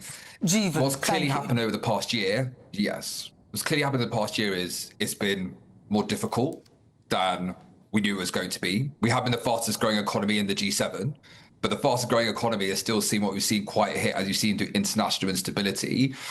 It has been a hard we don't have the fastest growing economy in the G7. That's not true. For the first half of this year, we had the fastest. For the first half of this year, yeah. OK. We had the fastest growing economy in the G7. At a time you saw difficulties. Now, you saw the OBR's probably downgraded productivity. It says it's been a huge hit. And we know how difficult things are at the moment, how hard it is to get a GP appointment, how little investment there's been. That has hit the amount we were able to produce. And therefore, going forward, the OBR is saying we've kind of got less, if you like, in terms of tax revenue predicted. And so the Chancellor's being very honest with the British people and saying this is where we are. And these are the decisions that will frame this budget in 3 weeks' time. I mean, it is a choice, though, isn't it? The Chancellor chose to increase spending on the NHS. The announcement was £25 billion. I mean, at the general election, the promises totted up in the manifesto amounted to about £2 billion. Now, journalists like me throughout the course of that election were saying, you're not really only going to raise the NHS by £2 billion, you're going to do it by much more. And then you get in and lo and behold, you raise it by much more. I mean, why weren't you honest at the start of the process? Clearly, the Labour Party likes a larger state, likes to spend more money. It's just you didn't think you could get elected if you told the truth. And it was a set of choices that we stand by. Look, you're right. We had to increase spending in the NHS because you know how hard it is to get a GP appointment. We talk about how high our numbers of people on sickness and disability is precisely because they couldn't get a GP appointment properly for 14 years. Stephen, I'm really sorry to interrupt you, but when did you decide that NHS spending would be rising by over £20 billion? Was it before the election or after the election? Well, obviously, those were decisions made by the Chancellor in her first budget. So as a point, that's when those decisions were made. When was it? More broadly, when we came in, you saw the context. I mean, you'd have to ask the Chancellor the exact point, but my guess is We came in July, budgets in October, I'm guessing around September would be my guess on that particular decision. But more broadly, we were elected to get living standards rising, to fix the NHS, to get this country on the right path. That did take investment. Yeah, but they're not. The living standards aren't rising. And we're also told that we'd be saving money on energy, but that yet we are spending more. None of the promises or the projections so far given by the Labour Party have come to fruition. And we were also promised that she would not raise income tax or VAT or, of course, national insurance. And then later on, she then divided national insurance into national insurance for employers and employees. So how can we trust the Labour government? Because so far, everything they've said, they appear to have gone back on. So living standards are rising. Wages are rising faster than prices. On the other side of it as well, in terms of getting, like you said, cheaper energy bills. Now, clearly, to invest to get cheaper energy bills does take time. We can't just build nuclear power plants overnight. We can't just build solar panels or wind farms. We can't reduce our reliance on natural gas overnight. That was always about something to happen by the end of this parliament. If we don't get living standards rising, fundamentally, yes, I won't get re-elected, but you see the anger and fury on our screens. So we will get living standards by the next election. And the choices we are making and will make in this budget and going forward are about getting living standards rising for every single person in this country. Any responsibility as a Labour Party, so as a whole, for any of the negative effects that are happening in this country in terms of the economy? So, for example, the national insurance rise, which has clearly stopped a lot of employers from taking on people because they realise it's going to cost them a lot of money, and therefore that hinders growth. Will the Labour Party take any responsibility for that, or perhaps the VAT raid on school fees, which has seen an influx of pupils into the state sector, and of course quite a few of the private independent schools closing? So the numbers of independent schools closing has not been out of whack, if you like, with previous years. The numbers who are going from the private sector to the state sector, again, were within the entirely predicted amounts. That's why it's going to raise 1.5 to 1.7 billion pounds. I mean, yes, we stand by that decision, and it's a decision that, as so far, has gone as predicted. I'm just trying to understand the sequencing. Sorry, he hasn't covered the national insurance. What about national insurance on employees and on employers? Sorry, because that's definitely shrank the economy in many respects. Yeah, so I think in that? the LFS, I think employment has risen slightly. On the other side of it, unemployment's risen. People are leaving. The Labour Force survey, as unemployment has risen slightly as people have stopped being inactive and started to enter the labour market due to work. So there has been, if you like, not a negative impact in the way that people were foreseeing and predicting. And I remember some of the on payroll employment, we have seen considerable decreases every month on month. Payroll employment. Payroll employment, the other side, those who are paid too little, who aren't on the payroll, and the other side self-employed as well. So I take the point about the HMRC figures, but it's worth saying it doesn't include everyone who's employed. Jeevan, just finally, I'm really trying to understand the sequence that you were talking about earlier, that during the general election you say only a little bit of more money for the NHS, the election happens, the Chancellor comes into number 11 Downing Street, she looks at the books, she sees that, let's take her word for it, there's a £22 billion black hole, that there's no money. And yet then she decides to spend even more on the NHS than she previously thought, despite the finances being worse than she previously thought. That just doesn't make any logical sense to me. How on earth could she possibly come in, see that she had even less money than she thought she did, and decide to spend even more money than she was originally planning to? It doesn't make any sense. Well, Tom, I think there were a couple of things. Like you said, there was a £22 billion financing gap as we came in, a huge overspend. On the other side of it as well was the sheer state and the shocking state of this public services you're in. You would talk about the NHS, I think that was one example where things were much worse than we expected, and I'm really glad waiting lists are coming down. But on the other side, for example, we saw over the first summer we got in a prisons crisis. We didn't know that the prisons were about to, if you like, burst their banks. We had no idea. You must have known. I think that's why Britain called the election earlier. Well, clearly we didn't know. Right? We didn't know because the public didn't know and you didn't know. Like, no one was reporting on a prison crisis during May or June. It's almost as though the Labour Party have not been in opposition for 14 years. Are you saying that all of this, you never saw any of it? Of course you did. You must have known about some of the finances in terms of the country. You knew that you knew about rising inflation and you knew about interest rates and everything else like that. So your policy should have reflected it. But instead, you gave us 3 promises not to raise national insurance, VAT and income tax. You're about to raise income tax. I'm pretty sure that's going to happen. And you've gone back, you've given us things like things that were not in the manifesto. People are not happy. So, Nana, I think we knew that things were really bad. We knew what state this country was in. What we didn't see until we got on was just how bad things were. You know, there's the things that you see on the road. For example, you see the pothole, but you don't see the rest of stuff that isn't happening underneath. And that was very, very clear, I think, across the board. But you have prisons is the real example for me, because on the other side of it, prison's the real example. When you came in, you were like, how on earth could you Conservatives leave us with a prison crisis where we were not going to be able to put people in jail? Yeah, and of course, but the response to the prison crisis wasn't a fiscal one. It was a release them earlier one. That didn't cost any money. I suppose it cost you politically, but not through cash terms. Well, it cost a lot of people in their own safety, didn't it? We also have to invest. We talk about capital investment in ways that will improve this country. We talk about infrastructure, for example. But part of it is also, of course, building more prison places as well. Just personally, when I'm more in debt than I thought I was, my immediate thought is not let me spend even more money than I thought I was going to. Or get another credit card. The opposite. But it might be you might want to raise your income and invest so you could earn more in the future, perhaps. Well, you might rob Peter to pay Paul and take one thing off one credit card and put it on another, but that's not very clever. Jivan, have I said it right? Sander, thank you very much. Like Stephen, but with a J, it has a U. Oh, OK. Thank you very much. I look forward to you pronouncing my name as well. Thank you. I'd like to see him try. Oh, your surname. That does catch people out all the time. I was going to say, give him a go. Well, this is Good Afternoon Britain on GB News, and there's lots more still to come. Yes, a scandal at the BBC. Breaking news from the last hour. A leaked dossier has accused the BBC's Arabic service of minimising Israel's suffering in its coverage of the war in Gaza. Well, all of that and more to come. You're with GB News, Britain's news channel.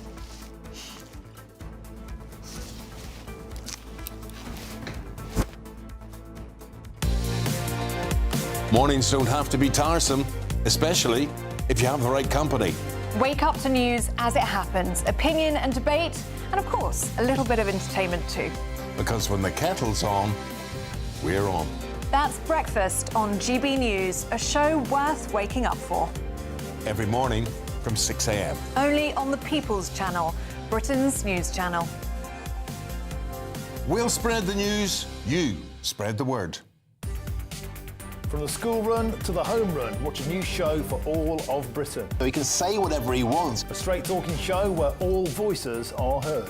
And, you know, when are we going to stop talking about smashing the gangs and actually do it? With the stories that matter from every part of our country. There's a bit of a crash landing there for your Chancellor. Bold, fearless and standing up for you. That's me, Martin Daubney, 3 p.m. till 6 p.m, weekdays, here only on GB News. The People's Channel, Britain's news channel. Britain was once the envy of the world, but look around. A nation that no longer knows what it is or where it's going. A country that's broken. How do we fix Britain? How do we bring it back? Friday night with Matt Goodwin at 8 p.m, only on GB News. Decisions made in Washington aren't just shaping America, they're shaping Britain too. From migration to global security, from crime to health. Whatever happens in the White House today will be felt in your town or city tomorrow. That's why The Late Show is live from Washington, DC. Cutting through the politics to show you what it all means for Britain. The Late Show live every night at midnight. Only on GB News, Britain's news channel.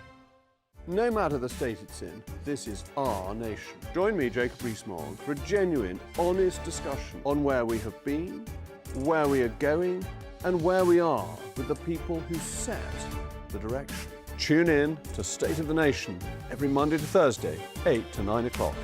Only on GB News. Exciting news. Every Friday, my Patrick Christie's Tonight Show is going to have a twist to it. We're welcoming some special guests. You. That's right, on Fridays I'm going to be doing my show in front of a live studio audience because this show is about you and what you have to say. It's going to be the same big debates, same big topics, same big opinions, but every Friday night at 9 p.m. you are invited to come on down to Patrick Christie's Tonight to be a part of the action. only on GB News, the People's Channel, Britain's news channel. At GB News, we love to hear from you, our loyal community. So drop us a line at gbnews.com/yoursay. There you can talk to each other and also to the presenters live on air. gbnews.com/yoursay, because GB News is your channel, Britain's news channel.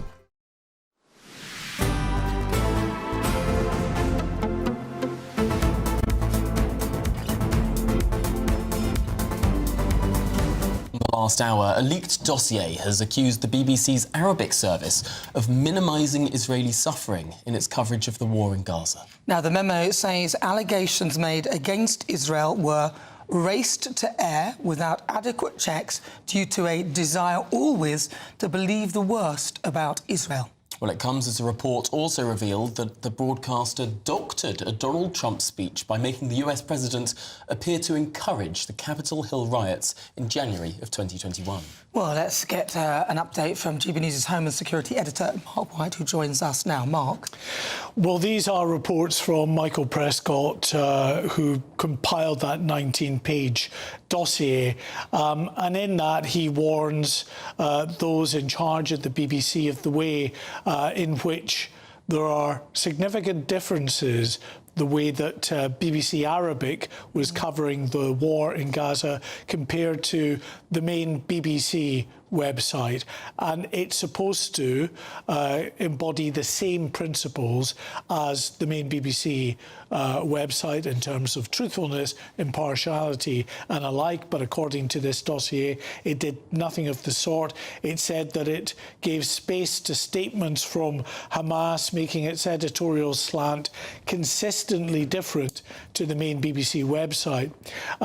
The dossier said that BBC Arabic gave a platform to journalists who had made extreme anti-Semitic comments. One man who said Jews should be burned as Hitler did appeared as a guest on BBC Arabic 244 times in 18 months. The dossier says that another man who described Israelis as less than human and Jews as devils appeared 522 times over that same period. It says there was critically different treatment between the main BBC News website and BBC Arabic of a rocket attack at a football game in a village on the Golan Heights, the Israeli side of the Golan Heights, which happened in July of 2022.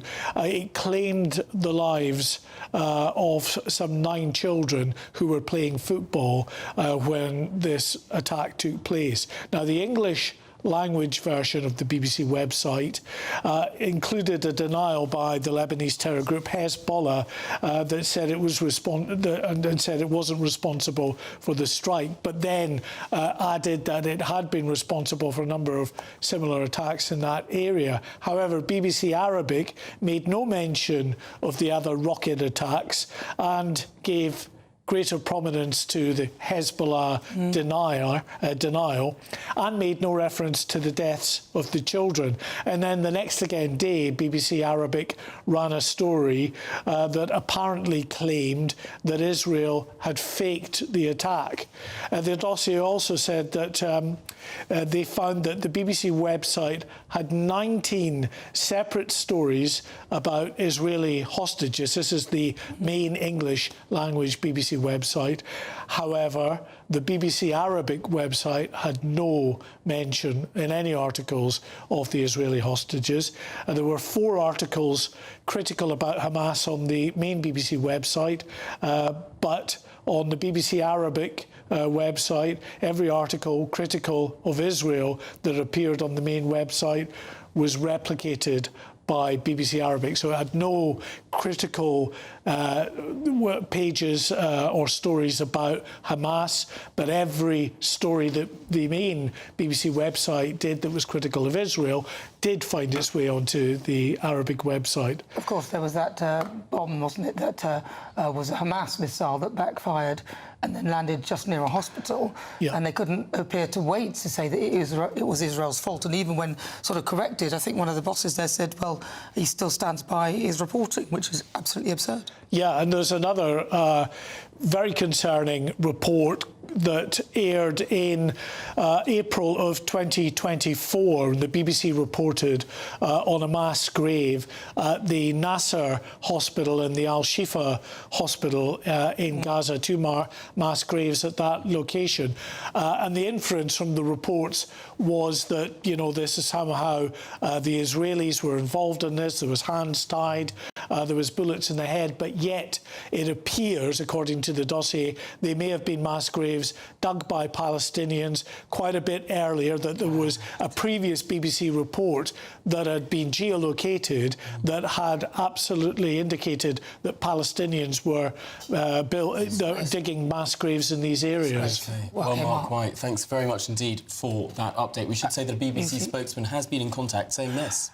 Whilst we don't comment on leaked documents when the BBC receives feedback, it takes it seriously and considers it carefully.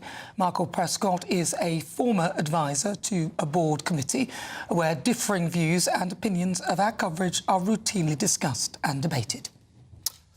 Now, a Rochdale grooming gang ringleader has been permanently barred from Britain. 55-year-old Adil Khan, who raped and impregnated a 13-year-old, fled the country in secret last month. Well, the Home Office has now issued a deportation order blocking his return, despite claims that being sent abroad would breach his human rights as a role model to his son.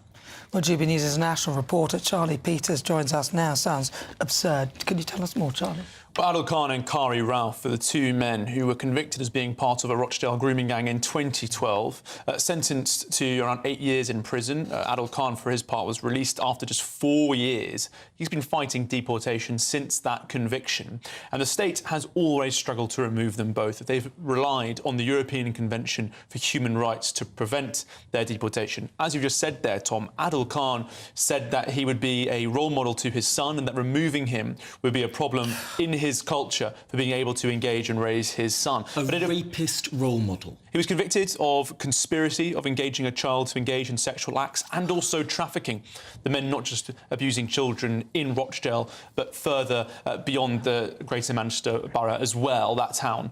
So what we've got here, essentially, I mean, we're wrapping up in all sorts of different discussions about he's fled the country. He's deported himself because the state has failed to do it. And this is a problem that the Home Office has had several times when dealing with men of Pakistani heritage and citizenship, is that when their British citizenship was stripped from them by Theresa May, as she was Home Secretary at the time, they renounced their Pakistani citizenship before the court hearings about deportation, essentially rendering themselves stateless, which prevented them from leaving. So Adil Khan, and there are suggestions now that he's gone to Europe, not to Pakistan. Of course, he's removed his citizenship. That could be a bit tricky for him as well. There are suggestions now that the state might finally get rid of Kari Ralph, the man who was also convicted in 2012 but has successfully fought deportation since then. They've racked up legal aid, taxpayer-funded defences of over £550,000 in the time since. And earlier this year, we revealed at GB News that the government, led by David Lammy, when he was Foreign Secretary in Pakistan, at high-level delegations engaging with the Pakistani side in Islamabad, including their Interior Minister, had lobbied for these men to be deported. But what we revealed is that the Pakistanis had said, we'll take them back if and only if you allow our flag carrier, Pakistan International Airlines, to return flights to Britain. Now, those flights restarted to Manchester last week. There were safety concerns that had blocked PIA from flying to Britain. So here's the thing. They're flying again, but Kari Ralph remains in Britain. It's understood that there's a great degree of frustration within government, in particular the Foreign Office, about their attempts to, through diplomacy, get these men removed from the country. But so far, the bottom line up front is that they're better at deporting themselves than we are of removing them. It's all the wrong way round, really, isn't it? What we should have said was, we will allow you to fly again if you take these people, otherwise you'll never fly. I'm not sure we should be trading deportation for unsafe airlines. No, what I'm saying is we should be trading out, using things to barter with to get rid of these people and make sure that they, just like the way Donald Trump is doing it. Charlie Peters, thank you. Now, in other news, Dick Cheney's America's most powerful modern vice president, of course, and chief architect against the war on terror. Well, he's died at the age of 84. Well, stay with us because there's loads more still to come on GB News, Britain's #1 news channel. Brilliant. Hello again and welcome to the latest update from the Met Office for GB News. It's a very mild but once again a cloudy and breezy day today for many places. Heavy rain is likely in some areas, especially at first northern England, southern Scotland, North Wales, but then by the afternoon the emphasis for the heaviest rain shifts towards the southwest. So southwest England, much of South Wales seeing some persistent wet weather setting in around lunchtime and continuing for the rest of the day, overnight and into the start of tomorrow. In some places the risk of more than 50 millimetres of rain falling, with the most rain falling over hills. East Anglia, the southeast, as well as northern Scotland and Northern Ireland, mostly avoiding the wet weather that will affect many other areas, and we'll actually see some clear spells for central and parts of northeast Scotland, although this area of showery rain will continue to affect the northwest. Northern Ireland, clear spells as we end the day here with lighter winds, a gap between systems. Southern Scotland staying damp, likewise for northern England, but not as wet as it has been during the last 24 hours. Wales, the wettest place as we go into the rush hour. I'm sure some tricky conditions for the evening commute. And then that pulse of heavier rain moves through the Midlands into northern England, southern Scotland, Northern Ireland overnight, with further pulses of wet weather pushing up across many western parts of the UK. Meanwhile, clear spells remain across East Anglia, the southeast, and northern Scotland. Northern Scotland, relatively cool overnight, but very mild elsewhere, with this strong southwesterly breeze continuing, lively gusts around the southwest coast and upland areas, with the wettest weather through Wednesday pushing north into much of Scotland, northern England, and remaining damp across western parts. Clear spells to the southeast, very mild, and here's how it looks as we begin bonfire night. Thank you, Britain, for making us the fastest growing news website in the UK. We're truly humbled, and we couldn't have done it without you.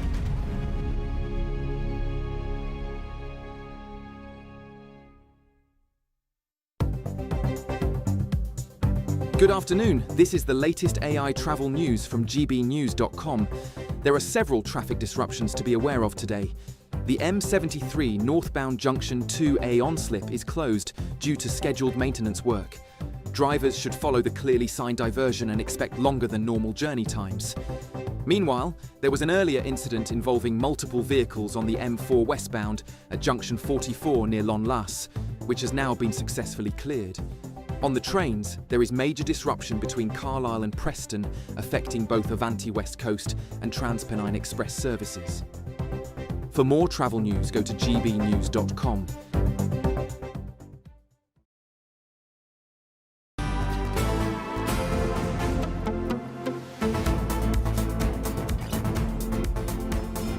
Good afternoon, Britain. Tommy Robinson has been found not guilty at Westminster's Magistrate Courts of a terror offence. Well, let's get more from our national reporter, Will Godley. Yeah, Tom, Nana, I was there at court earlier where it was a packed-out public gallery, lots of Tommy Robinson's supporters there cheering at the news when he was found not guilty. This was after he was detained at the border in the Channel Tunnel in July of last year. He was driving a silver Bentley, which was not registered to him. He had a large sum of cash on him, and officers, when they detained him, said in court that they were concerned about his short and vague answers, which is what led them to detain him under the Terrorism Act, under Schedule 7 of the Terrorism Act, which allows them to detain anyone they think could commit or instigate or prepare an act of terrorism, to question them and detain them. But the judge in his verdict today had to assess whether that was actually a lawful stop. And there were two questions he had to ask. Firstly, what was the purpose of them stopping him? And secondly, was there any protected characteristics that meant he shouldn't have been stopped in their decision-making? And the judge was unable to assess from the police's evidence the purpose of stopping him at the border last year, feeling like that he couldn't get to the bottom of why they decided to detain him. And secondly, he felt that because of his prominence, and also because the day before he was stopped, he held a rally in central London. The police officers knew about that, and they knew about his political beliefs, the court heard, and which is a protected characteristic. And so the judge ruled that them stopping him in Folkestone last year was unlawful, and I can read you his verdict now. He said, the district judge, Mr. Guzzi, said, "I cannot put out of my mind that it was actually what you stood for and your political beliefs that acted as the principal reason for this stop. Therefore," he said, "I cannot convict you." And so for that charge of failing to provide police officers access to his mobile phone and giving them the PIN number, he was found not guilty. Outside of court, he thanked Elon Musk for paying his legal bills, over £100,000, and that is the news from Westminster Court earlier. Oh, brilliant stuff. Will Godley, thanks indeed for joining us and giving us that summary. All right, 43 minutes after 1 o'clock. Dick Cheney, America's most powerful vice president and the man behind the post-9/11 war on terror, has died at aged 84. Well, once the driving force in Washington, Cheney's influence shaped decades of US policy. In later years, he broke ranks with his own party, condemning Donald Trump as a coward. Well, we're joined by a former aide to Bush and Clinton administrations, Steve Gill. Quite unusual to cross both administrations. Good to have your company. Well, presumably you met Dick Cheney. What kind of a person was he? Yeah, first of all, he had a remarkable career. Keep in mind that at age 34, he became White House Chief of Staff. There was then a congressman from Wyoming, later was Secretary of Defense under first President Bush and then the Vice President. I actually met him a couple of times in the Pentagon when he was the Secretary of Defense. And I will tell you, there's nothing more intimidating than to meet Dick Cheney one-on-one in his office that seemed to be like a huge office. The guy would have been an amazing poker player because he definitely did not show his hand or show his cards. And when he became vice president under George Bush, the younger, the term that was used to describe him was gravitas, the solemnness, the seriousness, the credibility that he brought. And I think that was the perfect word to define him, gravitas. I mean, a lot of people were saying at the time that he was the most powerful vice president the United States has ever had, that he took personal command of the war on terror, that he chaired meetings in the Situation Room, that really, across swathes of US policy, this guy was the guy in charge. I think the fact that he had been Secretary of Defense gave him that additional credibility and experience and knowledge to take the lead in the Bush White House with that war on terror. You know, again, he had been in so many different roles, and you know, you had President Bush, who had been a governor of Texas, but did not necessarily have that national policy, international policy, or defense policy experience. I think that's why he leaned so heavily on Dick Cheney. All right, Steve Gill, thank you so much for your thoughts. He's a former aide to Bush and Clinton. Well, this is Good Afternoon Britain on GB News. Plenty more still to come on today's programme, but if you're in search of some holiday sunshine, and God knows this time of year you probably need it, here's the weather in Europe.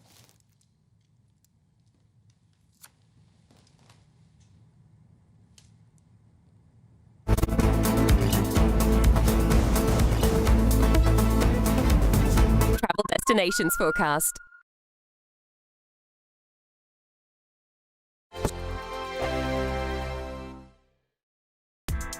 Join me, Nana Akua, for an informative, interactive news programme with a difference.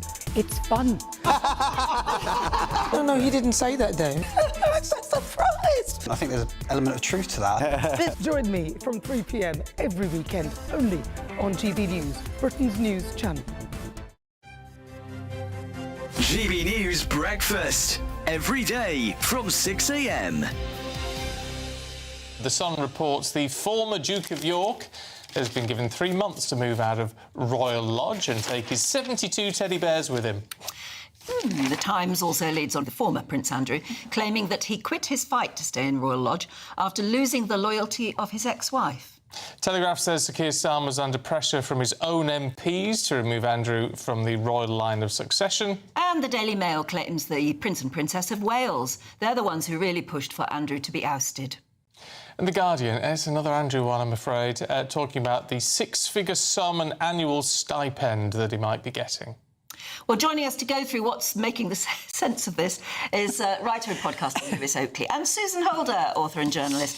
And let's start with the mounting pressure on Sir Keir Starmer from his own MPs to do more to remove Andrew from the royal line of succession.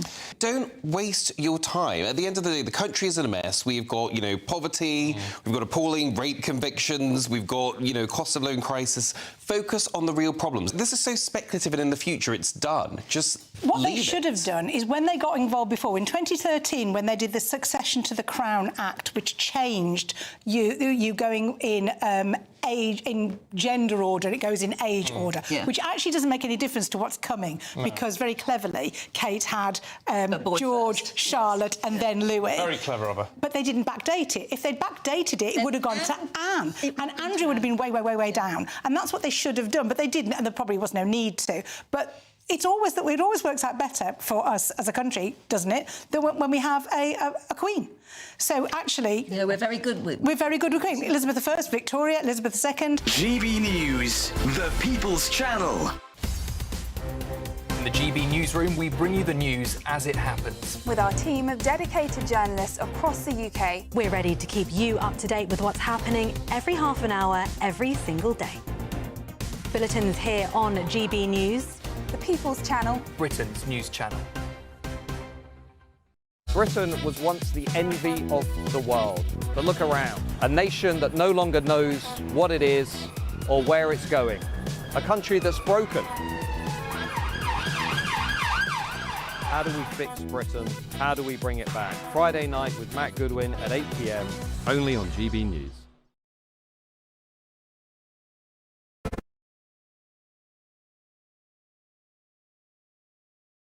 Good afternoon, Britain. It's now 10 minutes to 2 o'clock, and Prince William has taken his Earthshot mission global, this time to Rio de Janeiro. Yes, it's day 2 of his first trip to Brazil, where he's set to announce a new initiative supporting indigenous environmental defenders working to protect the Amazon. All of this is part of his wider push to tackle climate change and to protect the planet. Well, let's cross over to our very own royal correspondent, Cameron Walker, who has the hardest job in television right now, sunning himself on the beach in Rio de Janeiro. Cameron. Oh, Tom, it's a tough life, isn't it? It's incredibly humid here. I'm actually not in Rio anymore because they got us up incredibly early at 5:45 a.m. this morning to get an hour-long ferry to this tiny island called Paqueta.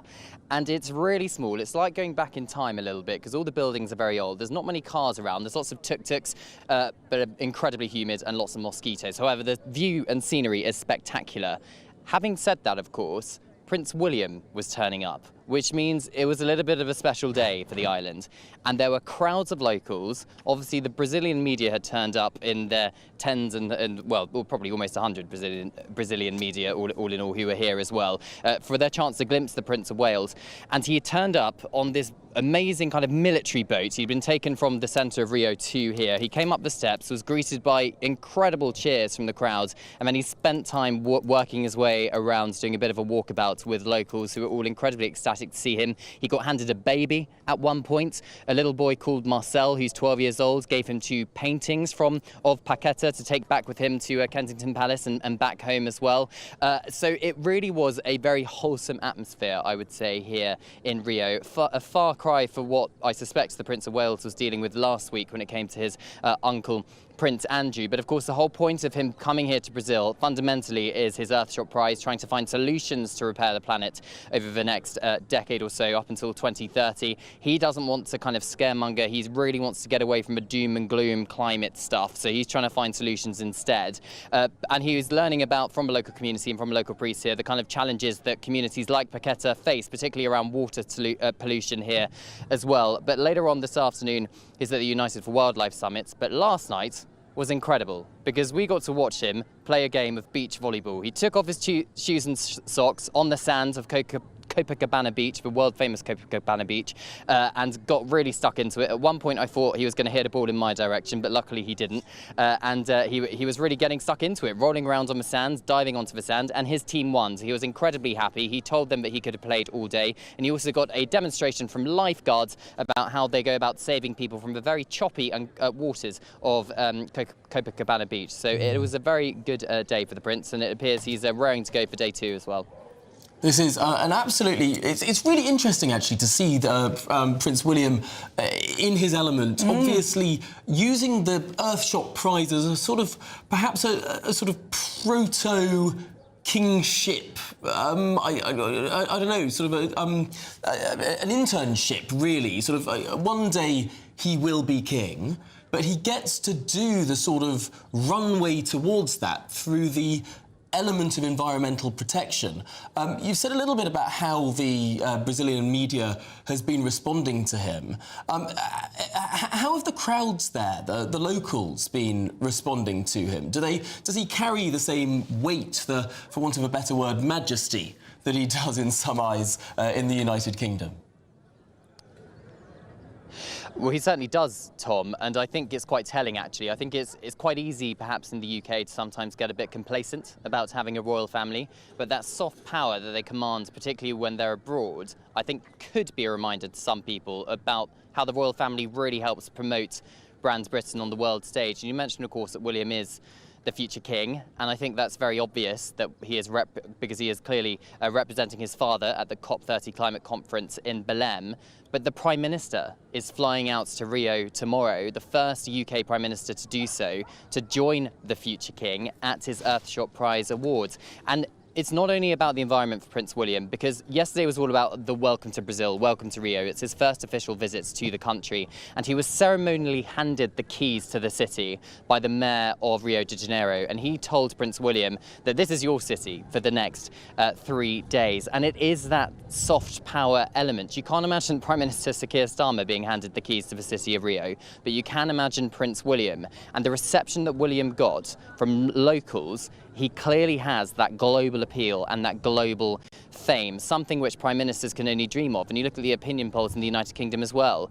The Prince and Princess of Wales are right on top, according to the latest YouGov polling. And I think perhaps it's polling that the government can only dream of, really. So the royal family does have an added power here, I think, particularly when it comes to Brands Britain. All right, listen, Cameron Walker, great to talk to you. Didn't he fall over, though? He was playing volleyball, he fell over and the crowd went... Yeah, he really did. He fell over a number of times. Well, he fell over, I think he dived, Nana. He was trying to stop the ball from going onto the sands. But yeah, he did fall over a little bit. It was very entertaining to watch. It's not something you see every day. Really throwing himself into events there. Cameron Walker, thanks indeed for joining us just outside Rio de Janeiro. Still not bad, is it, really? No. I mean, I'd be all right outside or inside Rio either way, but still very nice. This is the thing, though. I'm slightly concerned, though, because I think a lot of people have been put off by the royal family because of Andrew, which we don't really want to mention very much. And I do. I'm still a royalist. I love the royal family. I think they're so important to the cohesion of this country, and I would hate to see them replaced by politicians. Could you imagine? Having a presidential inauguration ceremony instead of a jubilee. Some long-term president move into Buckingham Palace and crowns just going into it. I went to Vienna not that long ago, where you can go to a museum that used to be the sort of palatial capital of the Austro-Hungarian Empire. And you walk in and you see these sort of old crowns from the Holy Roman Empire, from the Austro-Hungarian Empire. And, I mean, they're just crowns in a museum. And I was surprised at sort of how close you could get up to these things and how little security they were under. And then I realised, well, these are just historical artefacts. Whereas the crown of His Britannic Majesty is a real thing. It carries real power. And it's so different to see something in a museum versus to see something that's alive. It's true. I went to the Natural History Museum and there's some of that stuff there and I thought, God, could you imagine if you get hold of all this? Obviously, I'm not into a heist. Stay with us, though. Loads more still to come. This is Good Afternoon Britain. Do not go anywhere. could be delivering the perfect Christmas to you this year. There's £30,000 in tax-free cash to make 2026 the best year yet. A further £10,000 cash to spend on gifts for all the family. There's £1,000 to spend in your favourite supermarket. And a festively themed GB News goodie bag, and we'll get it all to you in time for the big day. For a chance to win, text WIN to 63225. One entry costs £2.50 plus one standard network rate message. Or text BONUS to 63225. 5 entries cost £5 plus one standard network rate message. Go to gbnews.com/win. Entries start at £2.50. Call 0903 686 3232. Calls cost £2.50 plus your network access charge. Or post your name and number to GB17 PO Box 8690 Derby DE1 9TT. UK only. Entrance must be 18 or over. Lines close at 4 p.m. on the 28th of November. Please check the closing time if listening or watching on demand. Good luck. No matter the state it's in, this is our nation. Join me, Jacob Rees-Mogg, for a genuine, honest discussion on where we have been, where we are going, and where we are with the people who set the direction. Tune in to State of the Nation every Monday to Thursday, 8 to 9 o'clock. Only on GB News. I'm Michelle Dewberry, this is Jubes & Co with you. Hello everyone, Patrick Christie is here. GB News, Britain's news channel. Access the stories that matter to you.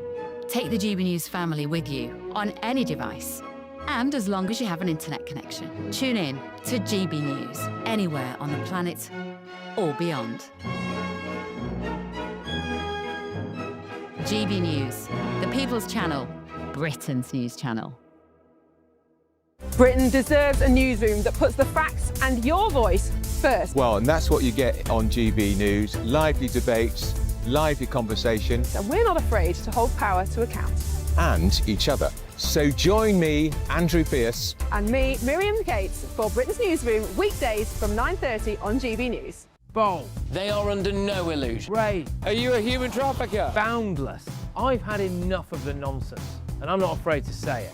Don't get this on the BBC. Every weeknight, I tear through the headlines. The smell of gasoline. Should we be worried about it? From Westminster madness to cultural war chaos. What I'm going to do now, they are throwing things out the car as we speak. Get ready, Britain. Here we go. Patrick Christie tonight, weeknights from 9 p.m. only on GB News, Britain's news channel.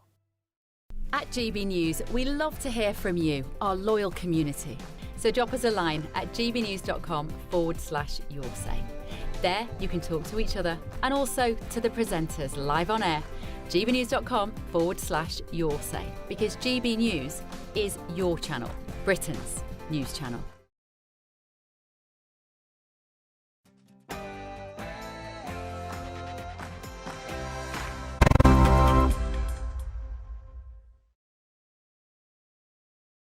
November. I'm Tom Harwood. And I'm Nana Akua.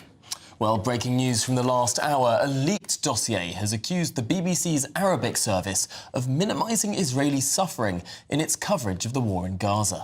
Yes, the memo says allegations made against Israel were raced to air without adequate checks due to a desire always to believe the worst about Israel. Well, it all comes as a report also revealed that the broadcaster doctored a Donald Trump speech by making the US president appear to encourage the Capitol Hill riots in January of 2021. Well, GB News' Home and Security editor Mark White joins us now. Seems calamity after calamity for the BBC, but this sounds completely avoidable. Well, of course, as far as the BBC is concerned, it is a highly sensitive topic when it comes to reporting the Gaza war, because you'll remember it wasn't that long ago that the BBC was in deep crisis when it was reported and revealed that a documentary that apparently portrayed an innocent young boy telling his story of the war in Gaza, actually that young boy, I'm sure still absolutely innocent in that sense, but was the son of a Hamas official, Hamas, a terrorist group that governs Gaza and has fought this war and carried out this terrorist attack with Israel. And, of course, that documentary then had to be pulled from all of BBC's platforms after that. It was a deep crisis that really put Tim Davie, the Director General of the BBC, under some severe pressure. Well, he's back under the spotlight again, without a doubt, as is the BBC's Board of Governors, over the way in which this was handled. It was a whistleblower by the name of Michael Prescott, former journalist, but he was advising the BBC and their panel, read their editorial guidelines and their standards committee. He would provide them with feedback and guidance on the way in which he felt the BBC was or was not discharging its duties to due impartiality. And he raised multiple concerns that he says were just not acted on in any way, shape or form. You mentioned there about the Trump documentary. I mean, that was, to anybody viewing that, just so glaring, taking one part of President Trump's speech back in January the 6th, 2021, at the point of the Capitol protest that led to some serious disorder at the Capitol building. It portrayed President Trump as effectively inciting the violence that ensued, telling people to go down there to fight, when in fact he was telling people to go down to the Capitol and cheer on the Democratic congressmen and women and those of the Senate there as well, and actually elsewhere in that speech. Peacefully. I was going to say elsewhere in that speech, he talked about be, peaceful and adhere to the democratic process. None of that was included. Some people might argue it wasn't necessarily the democratic process he wanted them to adhere to, because he did want them to nullify the results of the election. All of that is beside the point. What you decide after the fact was Trump's intention or not. What you got was a speech made by Trump with pieces edited to portray him saying something that he didn't say, and to give this impression that he was directly inciting violence at the Capitol, regardless of how you pore over the niceties of what the overall intention of his speech was after the fact. This was a glaring piece of misrepresentation and fakery by BBC documentary makers on what is, after all, their flagship programme. It's just absurd. Panorama. It's just absurd, because had they told the truth, a lot of people would think that that's bad enough. Well, people would have come to possibly the same conclusion anyway. Yeah, absolutely. Had they not doctored it. But I think the most egregious element of it was that the way they put the clips so close together, they'd literally synced everything so that it looked like it was a fluid conversation. Yeah. There was no way of you knowing, if somebody hadn't maybe whistleblown, that wasn't a full speech. And they followed that very incendiary compiled comment from Donald Trump with images of the Proud Boys marching in to the Capitol, when in fact they had done that an hour before Donald Trump even spoke. So, yes, without a doubt, some serious questions to answer on that. And now, of course, the latest revelations surrounding the BBC's coverage of Gaza, and in particular, they were in this dossier by Michael Prescott. It was examining how the BBC main website, the English language website, differed so significantly when it comes to covering the war in Gaza. And the Arabic website is supposed to enshrine the same values and impartiality that the English language website also adheres to. And here's the thing, the BBC Arabic service is funded by us, by the licence fee payer, and also by the British government in the form of a grant from the Foreign Office.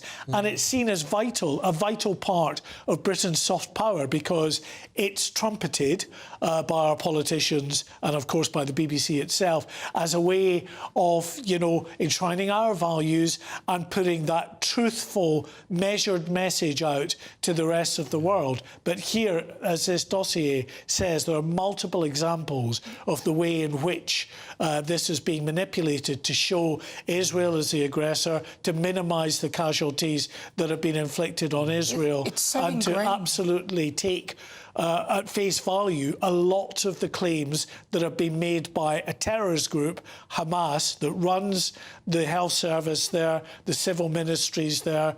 They're used as reputable sources by the Arabic service in a lot of the claims that they put out on the website. But it's so ingrained, because even the Bob Villan, when he said death, death to the IDF, now anybody watching something like that would go, you can't be saying that on a national broadcaster, even if you feel that or think that, which I think is horrendous to do. But they didn't even think there was anything wrong with that. Now, anybody with half a brain would have gone, ooh, let's cut that and move to something else. They didn't. And it was only when it was brought to their attention that this is completely out of order that they did anything about it. And this, what has happened with Trump and the stuff with Hamas, and it just solidifies that they do have a big bias and a narrative that is favourable to whatever they believe is the right way of thinking. Yet there seems to be an internal blindness to what many will perceive as a definite bias when it comes to some issues. They tell us, and they have their slick promotions that go out with key BBC personnel telling us how the truth matters, and all of the noise is off that you get on so many other outlets. And I'm sure by that they're probably pointing the finger at the likes of GB News, but yet they can be trusted. They have their BBC Verify unit with 60 members of staff in that unit. But at the same time, these very serious, allegations that have been raised by this dossier don't appear to have been acted on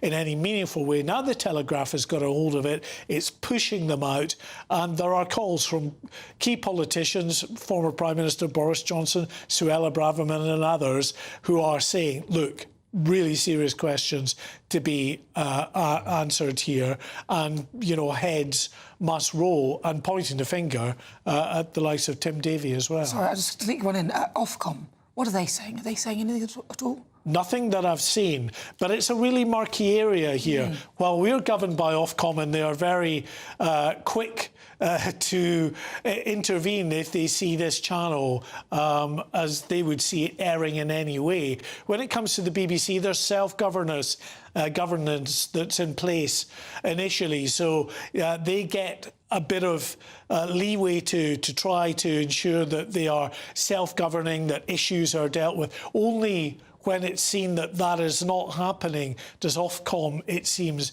involve itself. But whether Ofcom is going to get involved on this occasion, we don't know. We've actually had very little, and I'm sure you're about to read it out anyway, in the way of any kind of meaningful statement from the BBC that actually addresses the specific issues here. Well, Mark, you right sharply picked up on what you're about to say. So, Mark White, thank you very much. Thank you, and Mark. as Mark intimated, this is what the BBC have told us here at GB News.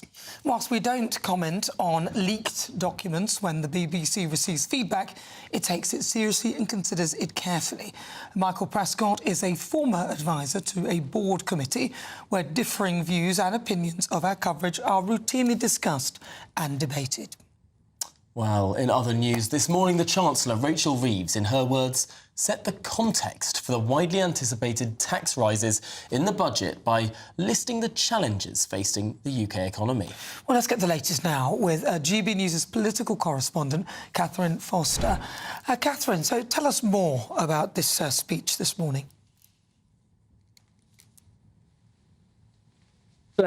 Making a big speech at 8 o'clock in the morning, just 3 weeks before a budget. But I think what's going on here is they are laying the ground for a lot of pain come November the 26th, because remember, before the election, Labour said there would be no need for tax rises beyond the very limited ones that they'd announced, VAT on private school fees, non-DOMs and so on and so forth, because all the money would come from growth.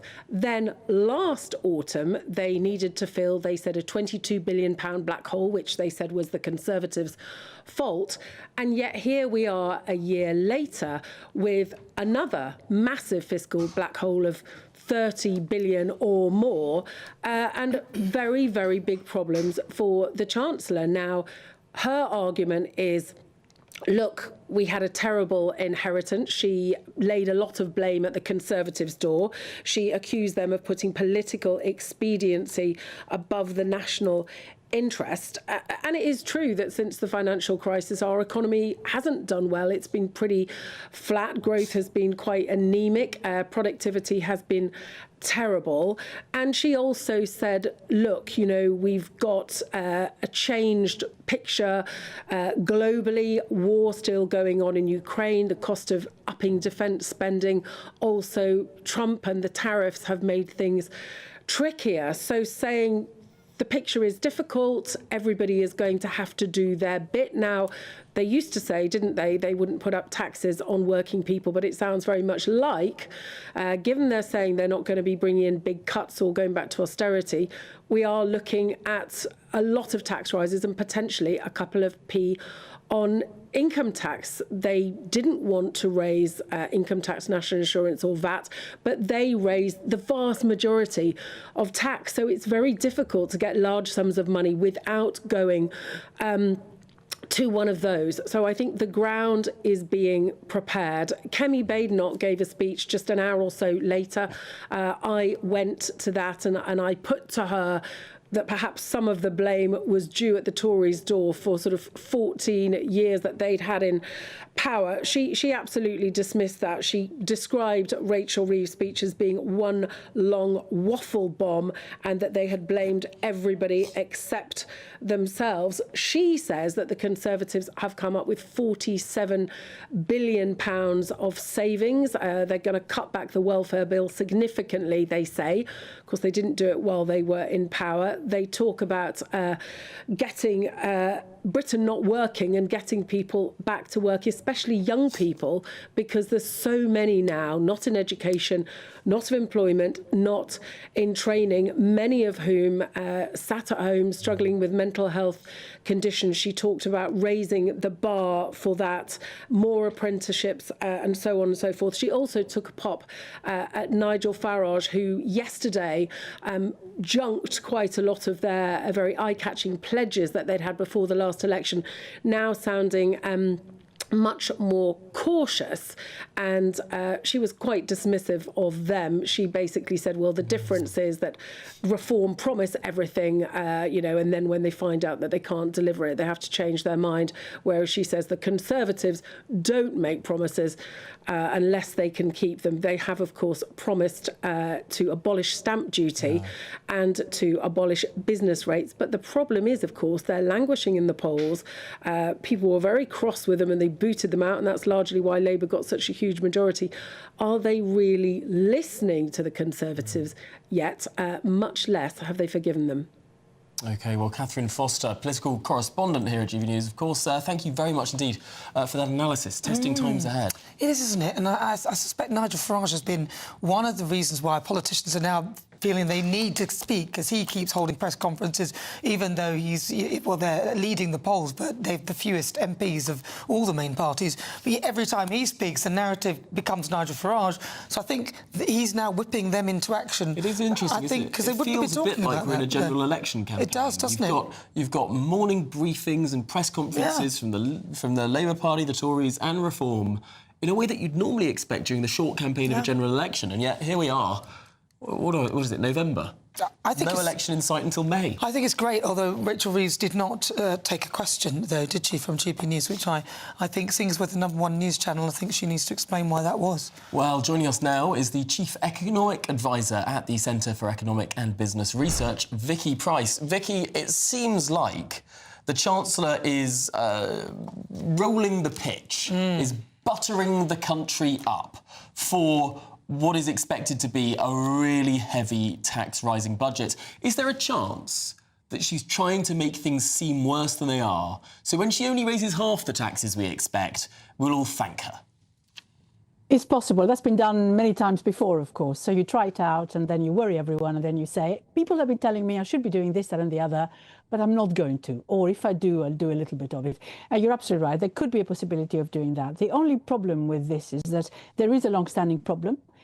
with the finances. There's no doubt about that. And she needs to replenish the coffers up to a point. And the point is that she has put herself into this corner where everyone is looking at the fiscal rules, which of course have been amended anyway to allow a lot more borrowing for investment. So courtesy of the Office for Budget Responsibility last time round. So she has much more room for manoeuvre, frankly, but she seems to think that the bond markets are just waiting for every word she may utter and react accordingly. So, indeed, what has happened today is that yields have come down, which is good news. The reason, of course, why they've come down is not because she's going to be strict with what's going to happen in the future in terms of her fiscal rules, but it is because they anticipate that the economy is going to slow down, and because of those tax increases, and the Bank of England is going to cut interest rates, and interest rates from the central bank and the yields in the bond market are very closely correlated, and that's basically what's going on right now. So they're expecting the worst in terms of taxes and the worst also in terms of growth in the economy. Vicky, she seemed to blame everybody else or everything else. So she blamed tariffs, she blamed, I think she mentioned Brexit, COVID, everything else, the Tories. Are her policies to blame for any of this, any of the widening of that black hole, in your view? There is no doubt in my mind that the increase in national insurance contributions rate for employers last year is something that has slowed the economy down. Yes, we did quite well in the first half of 2025, mainly because we exported an awful lot to the US before the tariffs, and that's basically what was going on. The manufacturing sector suddenly started producing things and sold them across. And now, of course, everything has slowed down. But all this concern about the economy, all this increase in taxes, which we saw last year and we're going to see again this year, are putting a dampener on the economy, irrespective of what type of hole perhaps she found herself in last year. And actually, we all knew there was a hole, and there was a very simple reaction that she could have had, which was increase back national insurance contributions from the level that Jeremy Hunt had cut them to, of 2%, if you remember, in January 24, another 2% in April 24, and that gave 10 billion each time to the economy. That's 20 billion. She could have done something and therefore ease the environment a little bit and not hurt industry. And I think that's where the big mistake has been. But that initial point you made about gilt yields coming down, in plain English, this is perhaps because they expect the economy not to do well, because when people have less money, the economy's less hot, interest rates can come down. In a funny sort of way, it's almost like a negative indicator. I'm afraid so. And it's interesting that in her speech she said that we've had the highest rates of bond yields, of bond interest rates, so the highest yields of any of the sort of G7 because we have borrowed so much, or for most of the G7 because we borrowed so much. Actually, a number of countries in Europe have higher debt to GDP ratios and lower yields. So you can't actually sort of blame all that. What's going on in the markets. Just really quickly, why does France have such cheap borrowing costs? Because they are up to their neck in debt. They can't pass a budget. They've been through 5 prime ministers in the last 5 minutes. Why on earth is their borrowing rate so cheap and ours has such a premium? Well, I can tell you why. Mainly, it's because the European Central Bank's interest rates are considerably lower than ours, and the two are linked. Of course, they vary, depending on what type of uncertainty there may be in France by comparison to some of the other countries. But overall, the markets take the lead, if you like, from what's happening. France is freeloading off the Germans, basically. Yeah. All right. Vicky Price, thank you so much. She's the Chief Economic Advisor at the Centre for Economic and Business Research. I think Rachel should perhaps listen to Vicky, because Vicky's pretty good at this. Thank you. She's actually an economist. She didn't work in complaints. Gosh, well, this is Good Afternoon Britain on GB News. Lots more still to come. Well, coming up, breaking news from the last hour. A leaked dossier has accused the BBC's Arabic service of minimising Israel's suffering in its coverage of the war in Gaza. Well, you're with GB News, Britain's news channel.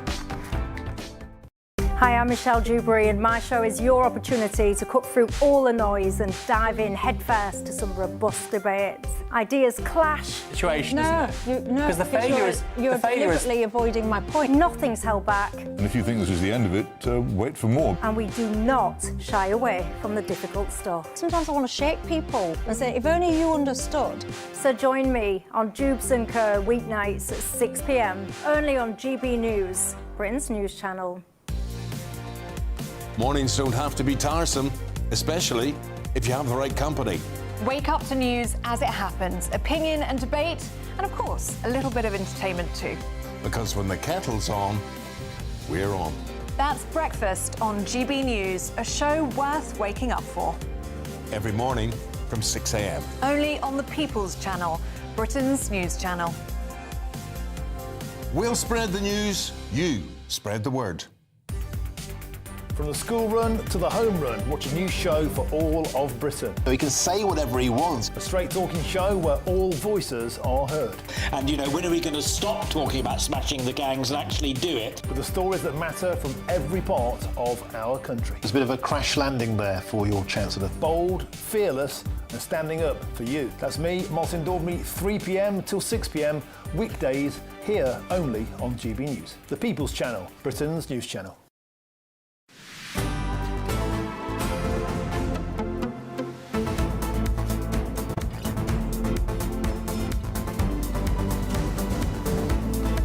It's after 2 o'clock.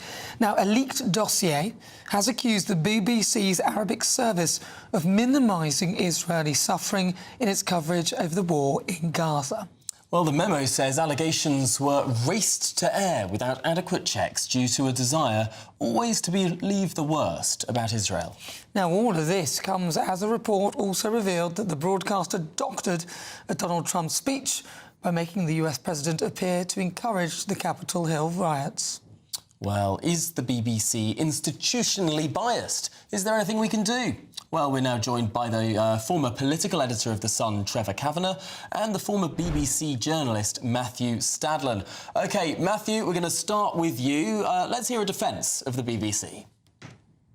Well, first of all, on the Trump panorama, on the face of it, it's very difficult to defend the BBC on that issue. I tried to find the Panorama documentary, but it, at the moment, seems no longer to be available, which perhaps is hardly surprising. Now, if what is claimed is true and Trump's words were misrepresented in the way that it is claimed, then that's obviously totally unacceptable. And it's quite right that where the BBC fails in any one of its many programmes that we all pay for, it is properly scrutinised. The BBC is staffed by human beings, and there will be failures. I mean, I worked there for nearly 9 years. I produced programmes that I'm sure Trevor himself appeared on. It is a fantastic public service, but it is absolutely critical and crucial that impartiality and accuracy remains at its heart. And I strongly suspect and believe that that is broadly the case. This is a very unfortunate incident, to say the least, if, as I say, the claims are true, and it's right that it's scrutinised. But let's not throw the baby out with the bathwater. You call it unfortunate. It sounds pretty calculated to me. I mean, you don't sync clips to make it look like someone is speaking seamlessly to direct the narrative. That is totally unacceptable. Trevor Kavanagh, your thoughts on it? Well, I think this is unbelievably, it's indefensible and potentially actionable by the President of the United States, who, after all, is the leader of the free world and our greatest ally. And he has been totally misrepresented in the most scurrilous way by the BBC, systematically, too. This wasn't an accident. It couldn't possibly have happened by accident. In its own way, I think this is far worse than the scandals involving Jimmy Savile and, say, Hugh Edwards, because it goes to the very heart of what the BBC was established to stand for by Lord Reith, which is to educate, entertain and inform. Impartiality or fairness and the lack of bias is the foundation stone of that creed, and the BBC has betrayed it in the most appalling way here. And they have used their service as a political bludgeon against the Republican president in favor, it seems, undoubtedly, of the Democratic candidates and President Biden. I think it's unacceptable, and I think that this is something which needs very close scrutiny and indeed action. Matthew, I wonder if this is slightly too surface level. If yes, we can all agree that an egregious mistake was made in this particular programme, I suppose the deeper question is this something institutional in the DNA of the BBC, that they'll keep making these mistakes, or is this just one bad Apple programme? So where I take issue with what Trevor's just said is that he seems to be extrapolating from this instance. And I agree, Nana, that unfortunate was too weak a word that I used earlier, although I would very strongly argue or certainly hope that it wasn't done deliberately as an act of bias, but it was done poorly editorially. But where I take issue with what Trevor's saying is he's trying to extrapolate from this single incident to suggest that the BBC is somehow institutionally biased against the President of the United States. That hasn't been my experience at all. I worked at the BBC for 8.5 years or so. I worked for the vast majority of that, or for a lot of it, at the heart of live political programmes. And certainly I made every effort to be impartial. Trevor's right that impartiality, accuracy have to remain at the heart of the BBC. It's crucial, as I've said. And therefore, as I've also said, where the BBC makes mistakes, and this does seem to be, on the face of it, a serious mistake. As I say, I haven't actually seen the documentary myself. It is, of course, right that our public service broadcaster is properly scrutinised. What I think would be wrong is for political commentators such as Trevor, who's a very senior journalist, who's political editor of the most powerful paper, arguably, in the country for many years. That's why he appeared on programmes that I would have produced. I think it is wrong for people like Trevor to try and tarnish the whole of the BBC and weaken trust in that organisation. It seems, Matthew, they're doing a good job of it for themselves, aren't they? I mean, what about Hamas? The documentary they made with the son of a minister for Hamas, they didn't mention that, which they may have had a slight pass. And then what about the bad reporting of the bomb that came, that they said it was absolutely Israel, and then they realised when they got it wrong, and they kind of didn't really back down on it. And all the BBC Arabic stuff. Trevor? Me? Yes. Well, look, I don't think you can underestimate the sheer scale of this disastrous revelation. Two revelations. One involves the deliberate and systematic misrepresentation of the actions of the President of the United States at a very important moment in the recent history of democracy in the United States, claiming that he's actually getting supporters to act violently towards the regime, and when he actually said something which was completely opposite, and also fueling the flames of the Middle East, which is an issue dividing Britain here in Britain today, in a way which is threatening to splinter the society we live in, with the constant and sometimes violent protests which are taking place up and down the country. And that is not because, that is undoubtedly fueled by the fact that the BBC has been systematically misrepresenting Israel, portraying it as a genocidal regime, and failing to tell the truth about Hamas. That is unforgivable.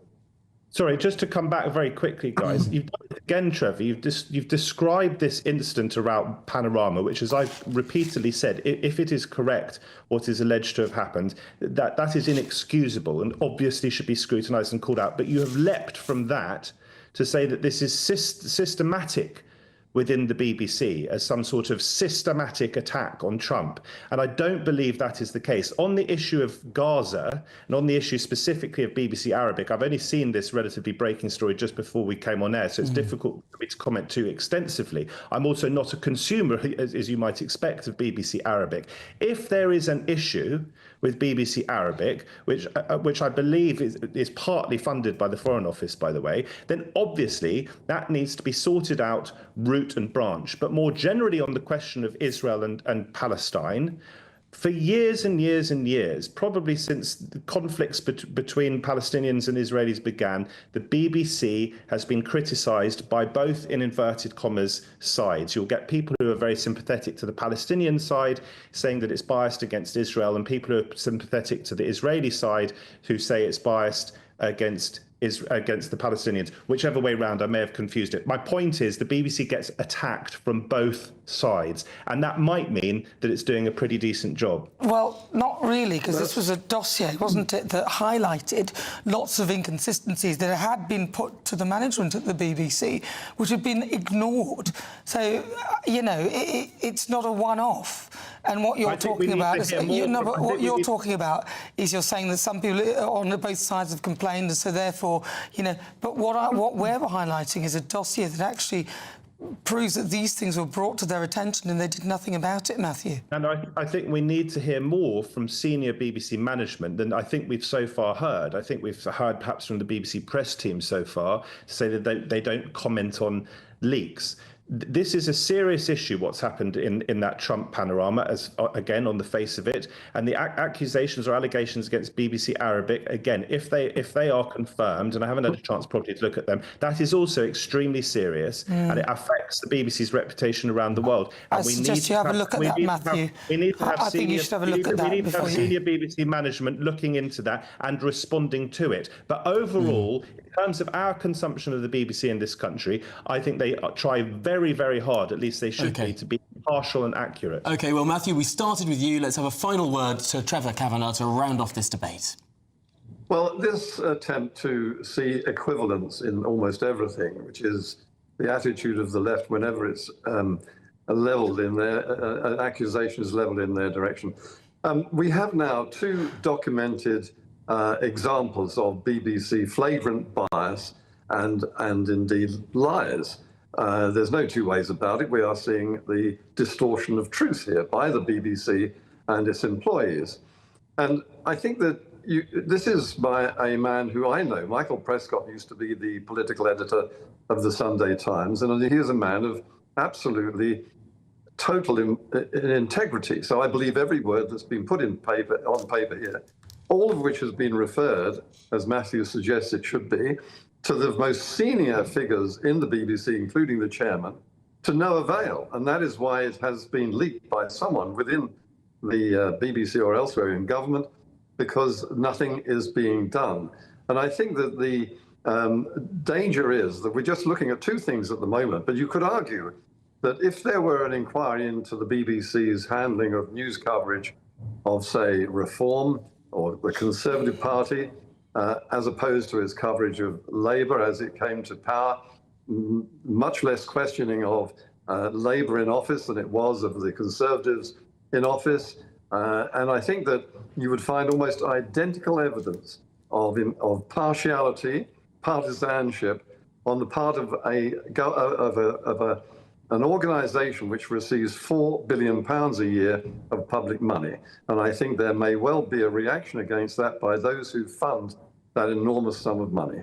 It's a huge amount of money, isn't it? Well, Trevor Kavanagh and indeed Matthew Stadland, thanks indeed for both joining us. Right, so a BBC spokesperson told GB News, while we don't comment on leaked documents when the BBC receives feedback, it takes it seriously and considers it carefully.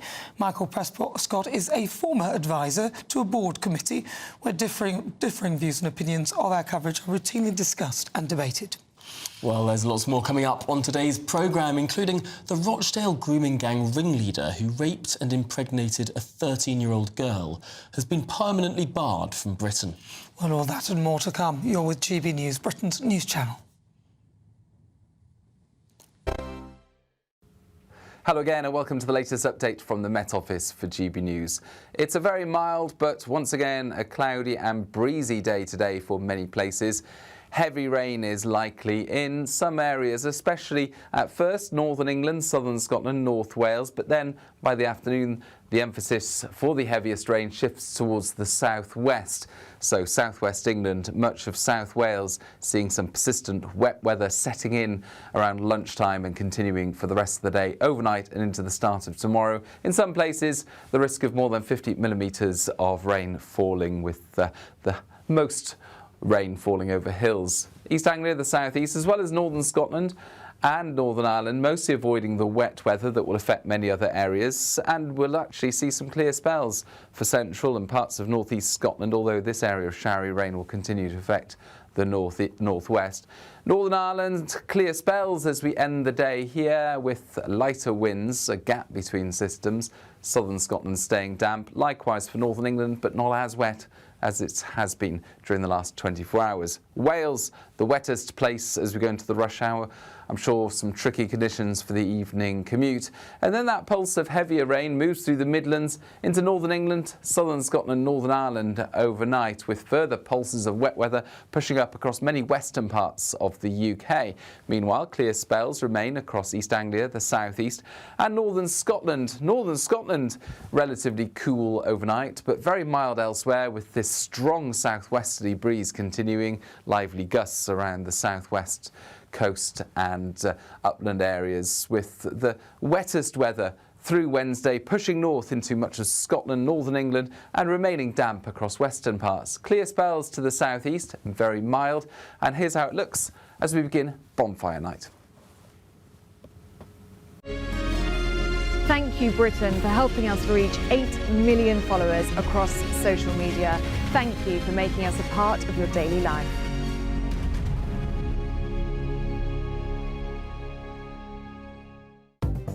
Good afternoon. This is the latest AI travel news from GBNews.com.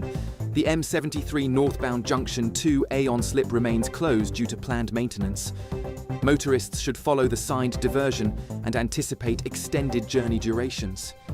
On the M4 eastbound, between junction 48 at Hendy and junction 47 at Penlegaya, an incident involving multiple vehicles is causing significant delays. Consider alternative routes. And on the trains, disruptions are reported by Avanti West Coast and TransPennine Express between Carlisle and Preston. To stay informed and plan your journey efficiently, use available apps for real-time alerts. For more travel news, go to gbnews.com.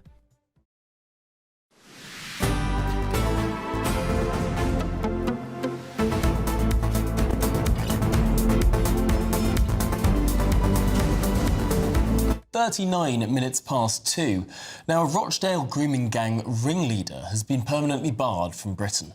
55-year-old Adil Khan, who raped and impregnated a 13-year-old, fled the country in secret last month. Well, the Home Office has now issued a deportation order which will block his return, despite claims that being sent abroad would breach his human rights as a role model to his son. Unbelievable. Well, GB News' national reporter Charlie Peters joins us now to tell us more. Charlie. Adil Khan should have been deported about a decade ago when he was released from prison 4 years into an 8-year sentence. He was jailed in 2012 and the Home Secretary then, Theresa May, stripped him of his British citizenship. He was a dual national, British and Pakistani. Adil Khan had the same experience as Kari Ralph, part of the same Rochdale child abuse grooming gang network. They also abused children in Leeds and Bradford. Both men were stripped of their British nationality, but they could not be deported because Pakistan, they were able to rescind their Pakistani nationality before those deportation hearings started. And they also used £550,000 of taxpayers' money in legal aid to fight those deportation claims. Now, we haven't deported Adil Khan. The state has allowed him to leave, and he's been told he can't come back. He's essentially freely removed himself of this country after that very expensive and decades-long legal battle. And as you said, Tom, he described himself as a role model for his child, and it was relying on the right to family life under the European Convention of Human Rights. That was such a successful part of his legal resistance to deportation. So Kari Ralph is the other man not in the headlines today. That is the other ringleader as part of this gang, alongside Adil Khan. Now, he's been working in Rochdale since he was released from prison. He works for a food delivery company, a takeaway driver. He's been seen by some people in the town. One of his victims said in 2010 that she was astonished to bump into him in a supermarket, which just goes to show how easy many of these perpetrators find it to return to their old communities, welcome back, not only by their families, but also the wider areas in which they live, which is also an astonishing sort of subplot within this national scandal. The sort of clannish behaviour that might have protected them in the first place. Yeah, that's exactly right, Tom. And it's not just that Kari Ralph is staying in Britain while Adil Khan has removed himself, we believe to Europe, by the way, not to Pakistan, having rescinded his British citizenship. But Ralph has actually built a house in Pakistan, a house where his family has heritage in, where his family has descended from. But he's staying in Britain, resisting that deportation order. It's a very curious state of affairs. He racked up a £280,000 legal bill in his fight against deportation.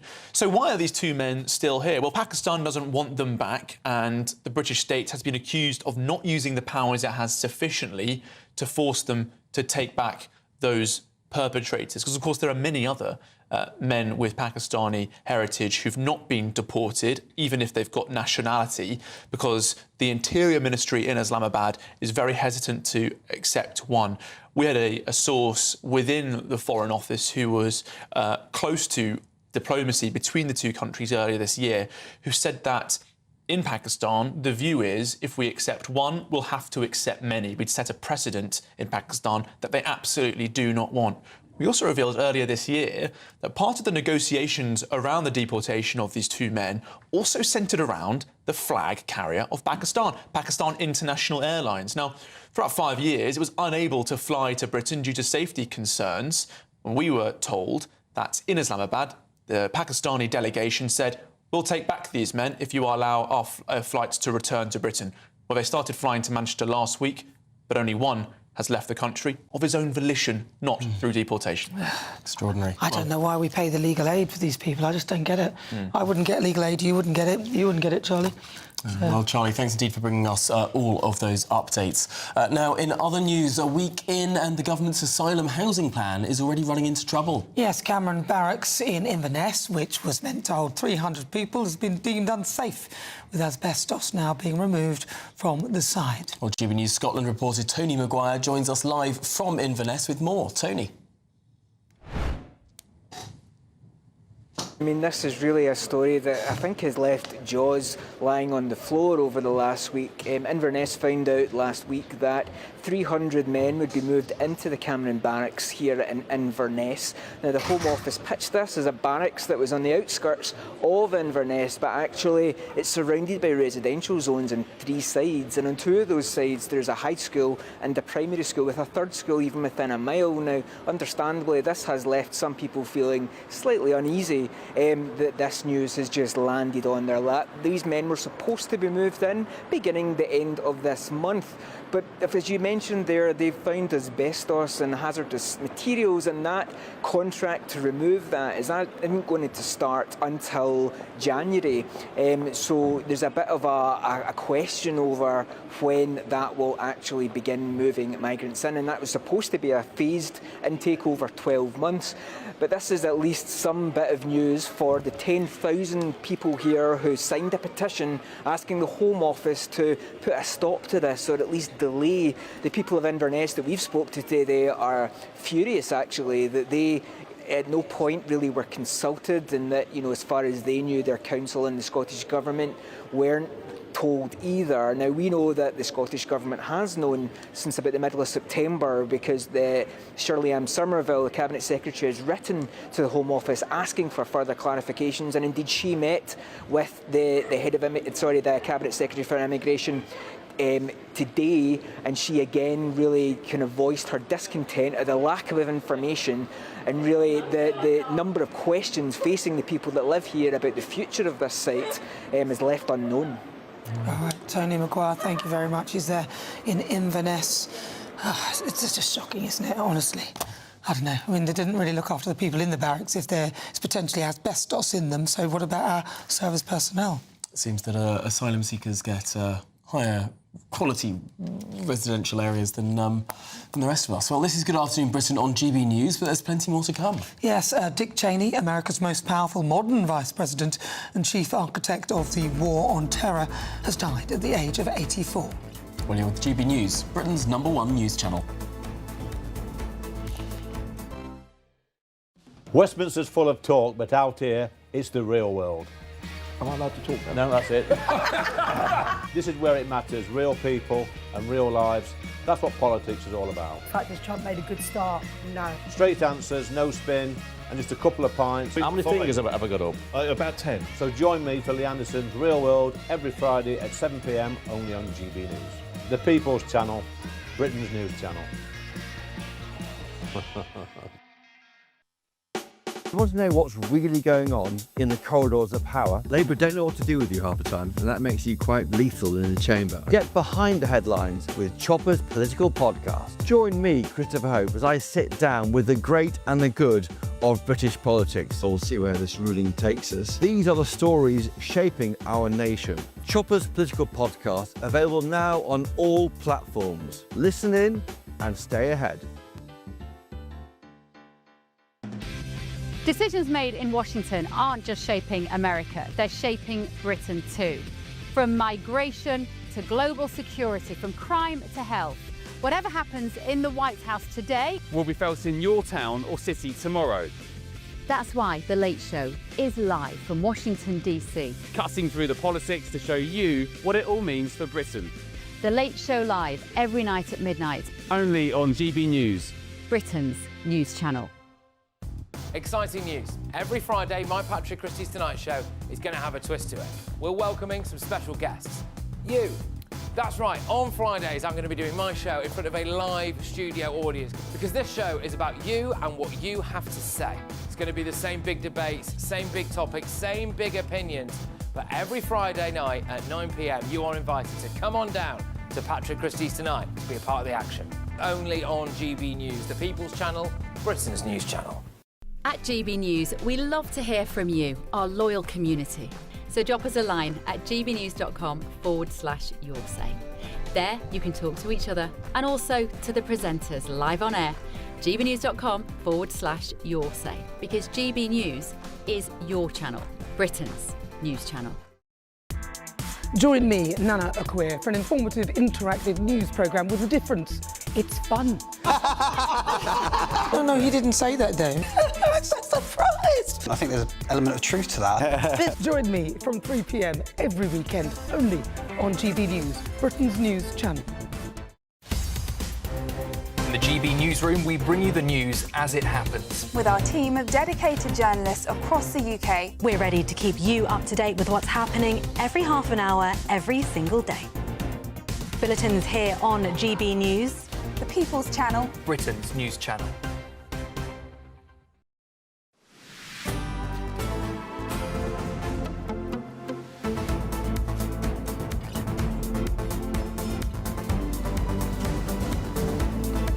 America's most powerful vice president and the man behind the post-9/11 war on terror has died at the age of 84. Well, once the driving force in Washington, Cheney's influence shaped decades of United States policy. In his later years, he broke ranks with his own Republican Party, condemning Donald Trump as a coward.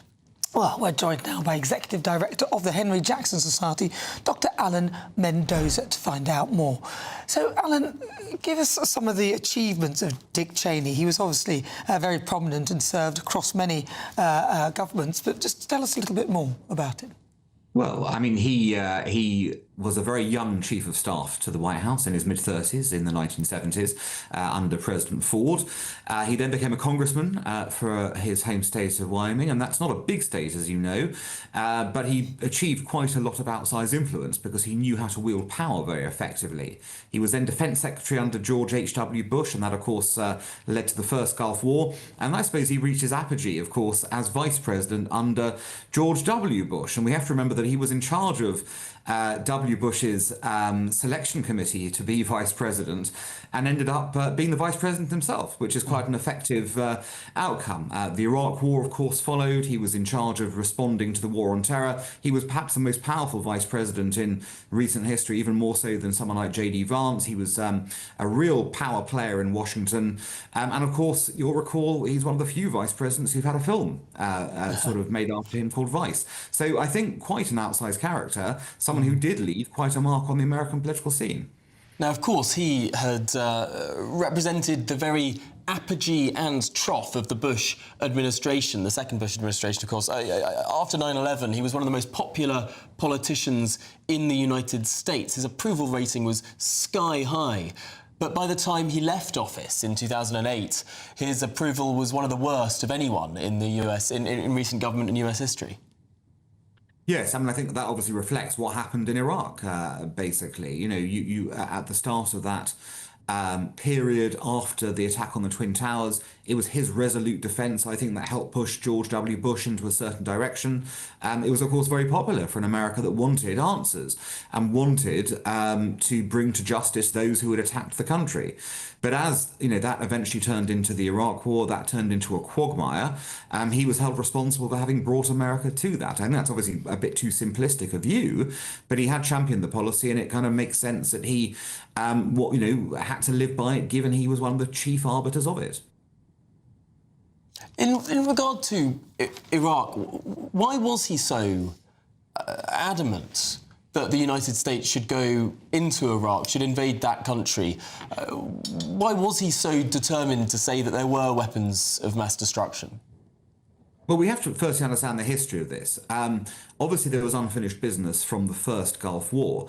There'd been a mistake made in the first Gulf War. That mistake was to leave Saddam Hussein in power in Iraq without effectively defanging him completely. And of course, he spent the rest of the 90s, at least, sort of pretending to rebuild nuclear weapons. So from that perspective, you had a series of breaches in international agreements and things he had signed up to that, of course, led people to say there were clearly weapons of mass destruction being prepared there.